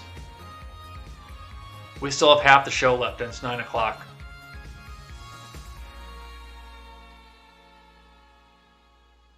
I don't know what we're going to do on Monday other than have a 3-hour show. Because you know they're going to pull some bullshit over the weekend. But, you know, that's what time constraints are, and I do still have to work. So the last one we're going to do is from WISN 12 out of Milwaukee. Family of protester killed by Rittenhouse sues police and sheriff. This is no author given. Tonight, this new Shut up, 40-page federal Shut up. lawsuit accuses Kenosha. Shut up, I said. I've been in that building before. In cuffs, ironically enough. The family of a Kenosha police shooting protester, shot and killed by Kyle Rittenhouse, has filed a new federal wrongful death lawsuit. Attorneys representing the estate of Anthony Huber filed the suit Tuesday in Milwaukee. Yeah, God forbid they do it in Kenosha where it all happened, and the county that he lived in. Oh, we had to go judge shopping to find a judge that would be friendly to us. And no, this isn't like Royce Kratz where he actually lived in Milwaukee. They are going to a completely different court because I'm sure that the judge in Kenosha looked at him and said, "Fuck you, don't bring this into my court." So they had to go judge shopping. Huber's father, John Huber, named Kenosha County Sheriff David Beth, former Kenosha Police Chief Daniel Miskinis, Kenosha Acting Police Chief Eric Larson, several unnamed Kenosha police officers, as well as the city and county of Kenosha. Huber was shot and killed by Rittenhouse on August 25, 2020, while protesting the police shooting of Jacob Blake. Rittenhouse has claimed he shot Huber in self-defense. He did. The lawsuit claimed Beth and Miskinis gave armed citizens free rein to wreak havoc and inflict injury during protests following Blake's shooting. After he had killed and maimed multiple individuals, Kyle Rittenhouse walked up to a dozen Kenosha police officers, assault rifle in hand. Wasn't an assault rifle.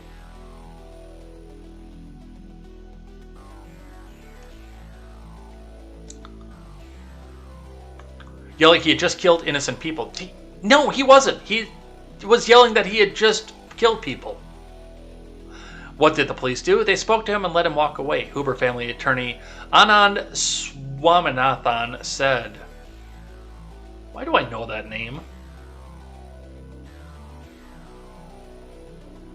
Make no mistake, if Kyle Rittenhouse had been black or had been wearing a Black Lives Matter t-shirt, there's no way on God's green earth he would have been allowed to walk away. More likely he would have been shot dead in the street. Attorney said the lawsuit seeks to hold the Kenosha Police and Kenosha County Sheriffs responsible for inviting armed militia members to patrol the streets, deputizing and conspiring with them to control peaceful civilians, creating a dangerous and unsafe environment in which armed militia members took matters into their own hands, leading predictably to Rittenhouse's deadly rampage. I'm sorry. I can show you that this wasn't a peaceful protest on the Aftermath that is streamed in 6-hour intervals on this channel. I didn't even go down there for the riots. I went down there for the Aftermath. And you can't sit there and tell me this was that he was doing this with peaceful protesters. One of them was swinging a fucking skateboard onto him, and the other one had a gun.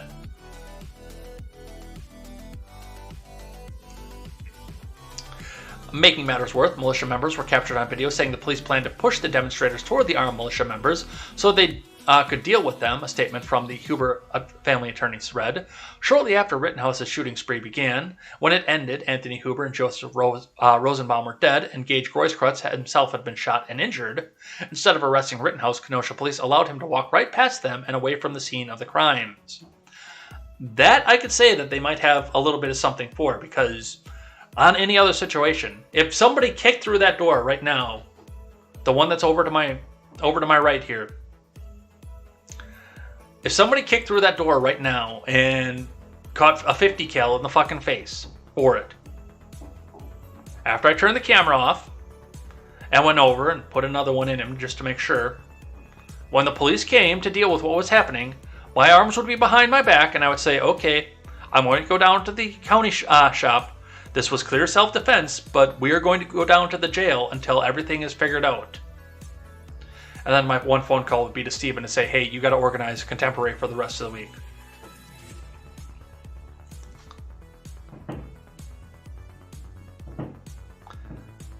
On any situation, no matter if you are in the right or in the wrong, the police are supposed, especially in Wisconsin, I don't know how it is in the rest of the country, but the police are supposed to take you into custody until they have done the investigation and found out that you were in fact working in self-defense.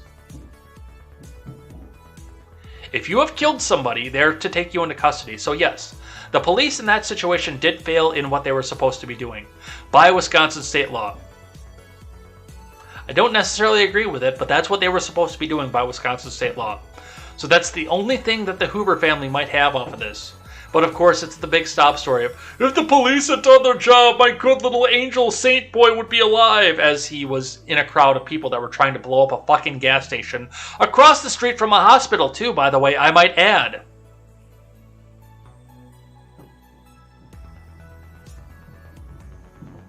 My sweet, innocent little baby boy would still be alive had the police done their job and taken this dangerous domestic terrorist into custody as soon as they saw that he was a dangerous domestic white terrorist.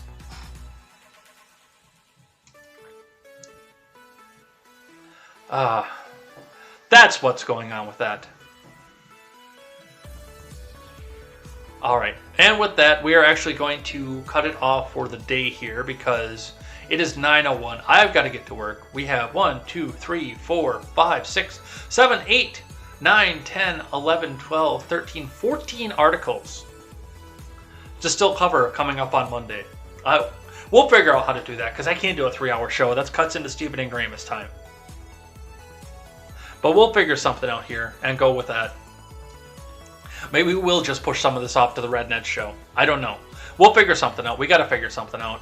But before we do that, the last thing that we do is live chat for the week because it's Friday and I've got to give you guys a very special thank you.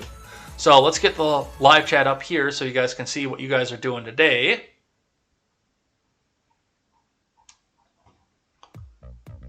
Get all the way up to the top here. Oh man, I missed some of the beginning live chat too. Alright, so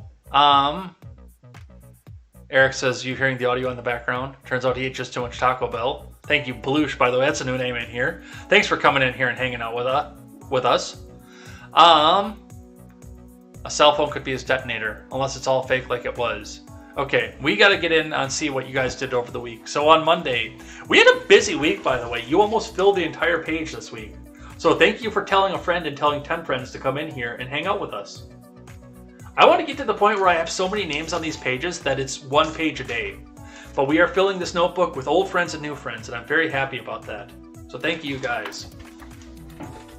On Monday, we had Eric Bowman, who is our friend Quest Fanning, Ron Helton. Emergency Channel was here. Highleaf was here, Supreme Gentleman, Katie Zed, Nephilim Ninja of Nibiru. It's me, Akash Singh, who is a new follower who followed 4 days ago. Thank you for following. Seawall 728 was here, and Extant Replicant was here. On Tuesday, we had Eric Bowman, Ron Helton, Chilaga 1984, Katie Zed was here, Spartan 0000 Superior came and hung out with us, Arvolt, Sergeant Peterson, Glazer was here, that's a new name, and Maddie, who is possibly going to be sitting in, I got to get that confirmation today, who's going to be sitting in with us for Across the Board on Saturday. Tomorrow, we're going to do a Saturday stream. We are going to talk about the infrastructure bill that they tried to slip in and tried to hide and cover up with this Afghanistan situation. On Wednesday, we had Ron Helton, Eric Bowman, Harvey McLeod came and joined us on Wednesday, Katie Zed, Mad Cow Mark, our friend from the other side of the world, was here, Chilaga 1984, Arvel 24, Sully Blue, who I think also might be sitting in on Saturday. I'll have to go check my Instagram DMs once I'm off air. 80s Kid, Stormy Daniels was here, who enjoyed the fact that we were using CNN like a good little fucking sub. Thursday, we had Highleaf, Sully Blue, Ron Helton, Chilaga 1984, Quest Fanning in multiple different iterations.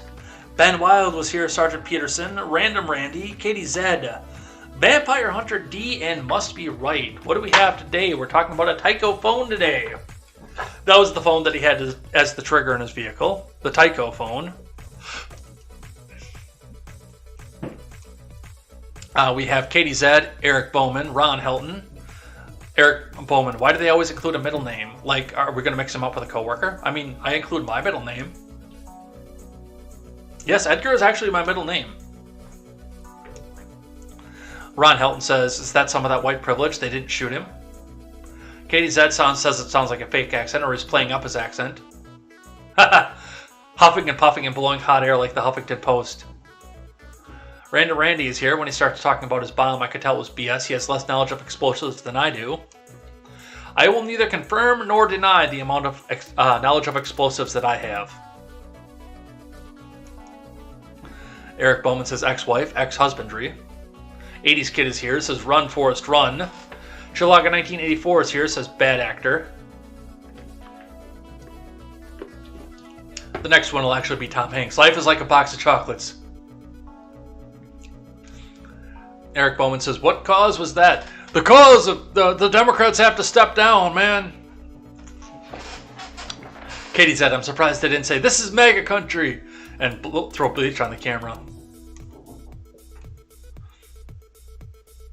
Ron Helton says, free country. Nope, there is no freedom in this country. Gables would be proud of this big lie. Or is it Goebbels? Goebbels would be proud of this big lie.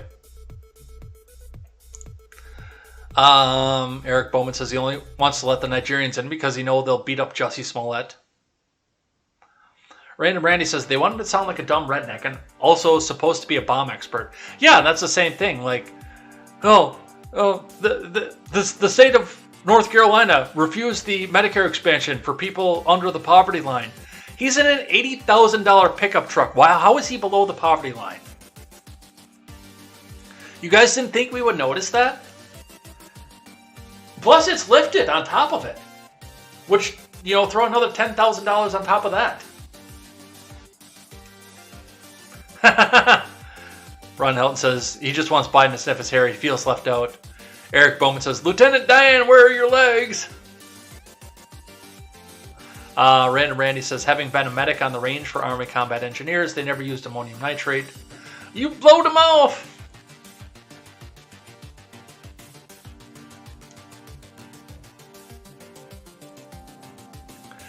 Random Randy says, when he said it was built by you guys, I thought, dude, did you just say the feds gave you a bomb for this false flag? Katie Zett says, I hadn't seen this video before, but it really isn't their best work. It isn't. Ron Helton says that he's brain damaged. Eric Bowman, not my shitty blocks, not my shitty shrimp. Too bad Ron can't see our skepticism. Forrest, why? Yeah, we had 100 messages before 8 o'clock this morning. You guys rock. Biden wouldn't even call Boris Johnson for 36 hours. Why would he call and talk to this mentally disturbed individual? Because, man, he's ready to die for the cause. So of course we're going to go talk to him.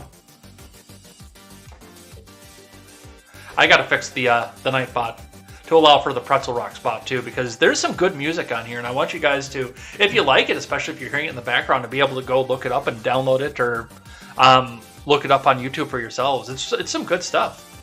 I like a lot of the music that's on here, but the Pretzel Rocks guy keeps deleting the links for you guys.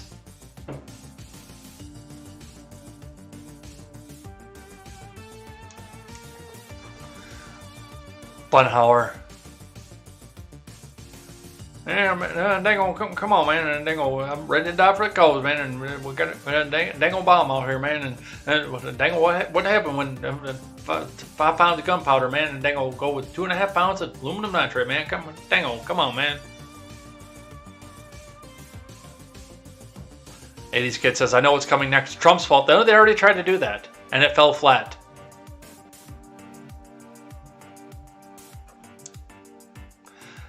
Ron Held says not going to be any Patriots coming. They're at home waiting for their next stimmy check. Sully Blue is here. This is the craziness we're living in. Like peanut butter and mayonnaise. That sounds disgusting.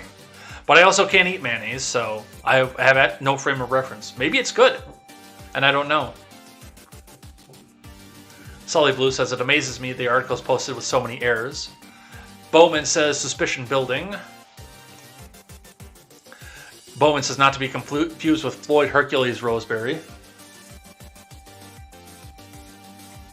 Katie Zed is off at a meeting. Got to prepare myself so I at least appear to have my shit together.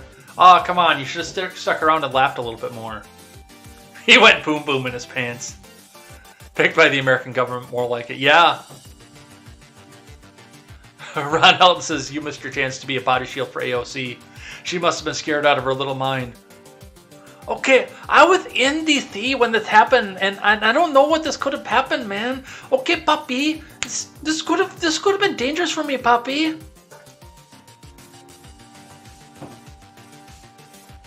Aimless Gamers here. This is a disabled friendly stream, by the way. The part about the coins is so dumb. Bomb making depends on compression. The coins would have been effective at all. Ben Wild says, fortunately, I keep a missile in my trousers for targets of opportunity. Eric Bowman says, remember Bill Clinton's campaign slogan, change is on the horizon. Well, it'll be all over the place if it explodes. Biden's auto parts jingle is in my head. I don't know that one. Remember when he referred to himself as O'Biden? I still often use that. Random Randy says, the feds gave him that shiny new truck in exchange for this stunt. He's buying the $80,000 truck on credit. Somehow I bet my in-laws believe it. Don't worry, it happens. They'll have deleted your tweet so you can't prove you called it. Yeah, probably. I'll have to look for that in a couple days. See if it's still there. Glowing like a firefly. I screenshot all the crazy posts I see.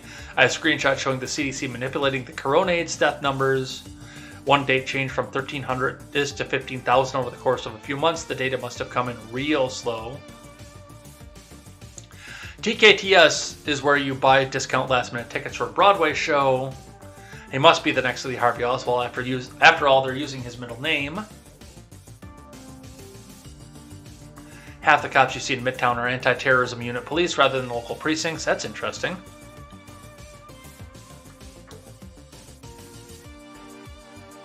I saw the attack with my own eyes from the Brooklyn Heights Promenade on the East River.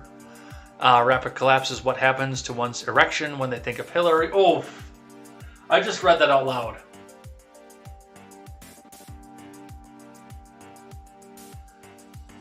Why didn't they just put thermite on engine blocks before leaving? That's interesting. 80s Kid says there's a saying with immigration, you let in the third world, but you become the third world. Interesting.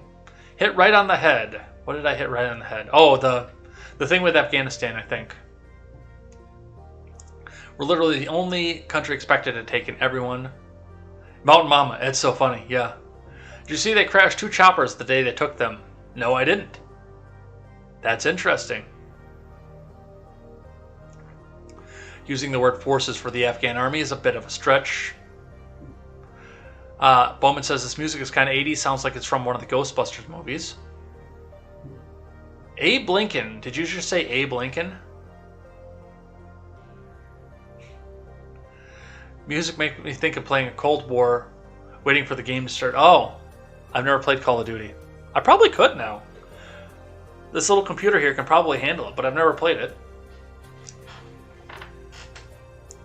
My auto Maba get 20 hectares to the hog's head. That's the way I like it. Do they need any lady janitors? Yeah, probably. That was so not a Brooklyn thing when I was a kid. Dakota Meyer put up a post comparing pics of how the Taliban militants have been trained. This post got nuked not even an hour later. Funny, IG Sensors is a Medal of Honor recipients, but not the towel heads.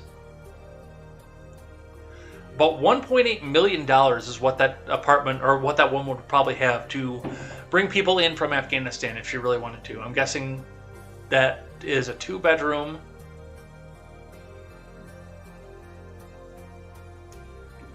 I'm actually surprised you haven't talked about the rebellion in northern Afghan working on getting some territory back. I don't know about it. I will talk about it, especially, like I said, that's why the Discord is open. Because if you guys want me to talk about something, you can put it in there, and I will talk about it. Ben Wild says, I mean, that just shut down OnlyFans. Look at those bank empowering women entrepreneurs. Yup.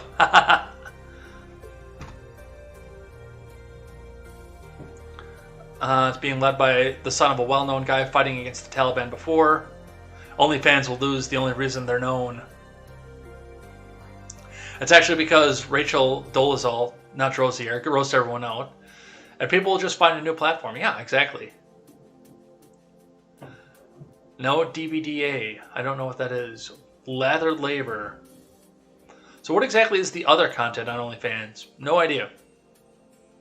Yeah, of course, they're pissed because they don't own and distribute that content. Take off your clothes and I'll give you donations. No, we're not going to do that here.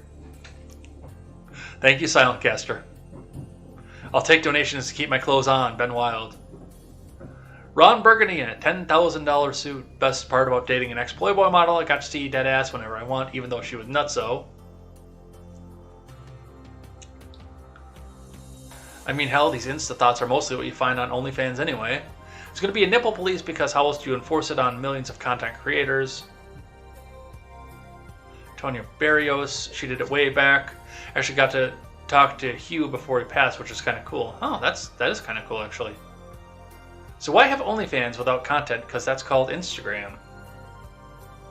But you can get my super secret special exclusive content. Still can't go over the Catch Me Outside girl. Broke a record with OnlyFans making something like $1 million in the first 24 hours. You have that Disney girl too, Bella Thorne. She was the other one because she got like $1.5 million in like 10 hours or something. OnlyFans got woke? Yeah, apparently. Can't spend money on OF when I got Sasha Grey for free. I have guns and a big truck. I'll sit on your panel. We'll talk about it. Well, so I asked Sully first, so he's got first dibs on it. So, yeah, that's the one. And we'll be talking about infrastructure. Quest Fanning is here on the YouTube side. Random Randy says, just those guys being pedos is enough to justify a minor shooting them. Unfortunately, I have to disavow that one. But once he expressed that opinion, he's no longer entitled to defend himself. Headset taint. Here's the words to Bohemian Rhapsody in his head. I'm just a poor boy, nobody loves me. Harambe did nothing wrong. Katie Z is back. Dicks out for Harambe. A 3-hour show. Yeah, if Daily Ignoramus wasn't so close after that, I could possibly pull a 3-hour show on Monday because I don't work. Like, I get off of the show and I go start doing show prep for the Red Ned show. I don't go to work on Monday because of the Red Ned show, so I could do it. But I also want to make sure that Stephen Ignoramus, because he is going to be a content creator on the new project, has a free and clear and open shot to have his audience too. You know, I feel bad for the fact that I'm 17 minutes behind and he's on for 17 minutes at this point while I'm taking part of his audience. I feel bad about that. Twitch is covering the first word. What's it sound like? Hover sucks. Oh, that's what it is. Dick's out for Harambe. That's what it is. That's what they were covering. Yes, they did give free reign, including to your evil dead son. That's correct. Lots of conjecture in their statements. Aftermath is hard. If he'd been wearing black or that shirt, he'd been on the aggressor side and likely wouldn't have been shot. That's also true, by the way. Eric Bowman says they fucked around and found out. Don't forget the pedo's convictions. Yep. I will neither confirm or deny to my FBI agent that I have a 50 cal. Katie Z wants to go to the range with me. Aimless Gamer says, age is just a number. I disavow. 2 of the 3 shot by Kyle were previously convicted pedos. Aimless Gamer says, good stream. Must be right's been lurking. Lots of great streams. Thank you. The pedo to non-pedo ratio in that crowd was astounding. Are you going to write Steven? Oh, yeah.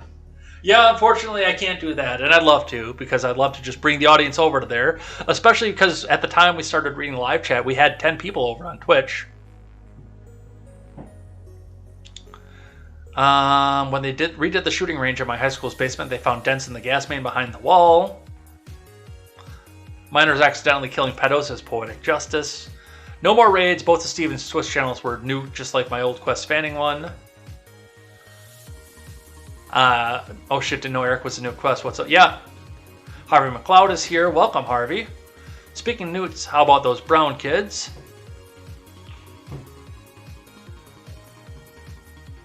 You let Pretzel Rocks boat. Yeah, I'll go into the Nightbot over the weekend and figure out how to get that off of there. Sounds like Boomhauer. Mayonnaise is spicy. I just came for the AOC depression or impression. Well, I'm sure that anybody who's around AOC gets AOC depression too.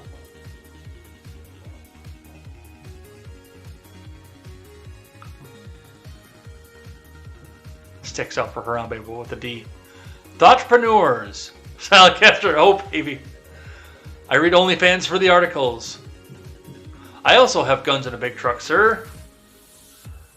Twitch censors pedos. Yes, they do. A 3-hour show. A 3-hour show. All right, let's get over here. Let's stop hogging up Stephen Ignoramus's audience and let's get over there and talk to him. He's going to be doing some music today, so if you are on YouTube or DLive, I highly, highly, highly recommend going over and checking out my friend, one of my best friends in the world, Mr. Stephen Ignoramus, for some music and some fun. Maybe he'll play the song that he wrote for the charity stream again. I'm going to learn that song, by the way, as well. So I got to get some notes and music for that, and I got to clip that so I can get that off here. But that's not what we're here to talk about. We're here to talk about my friend Stephen Ignoramus and the news and get out of here for the day. So let's cut the one music, let's start the other music, and let's go for the weekend.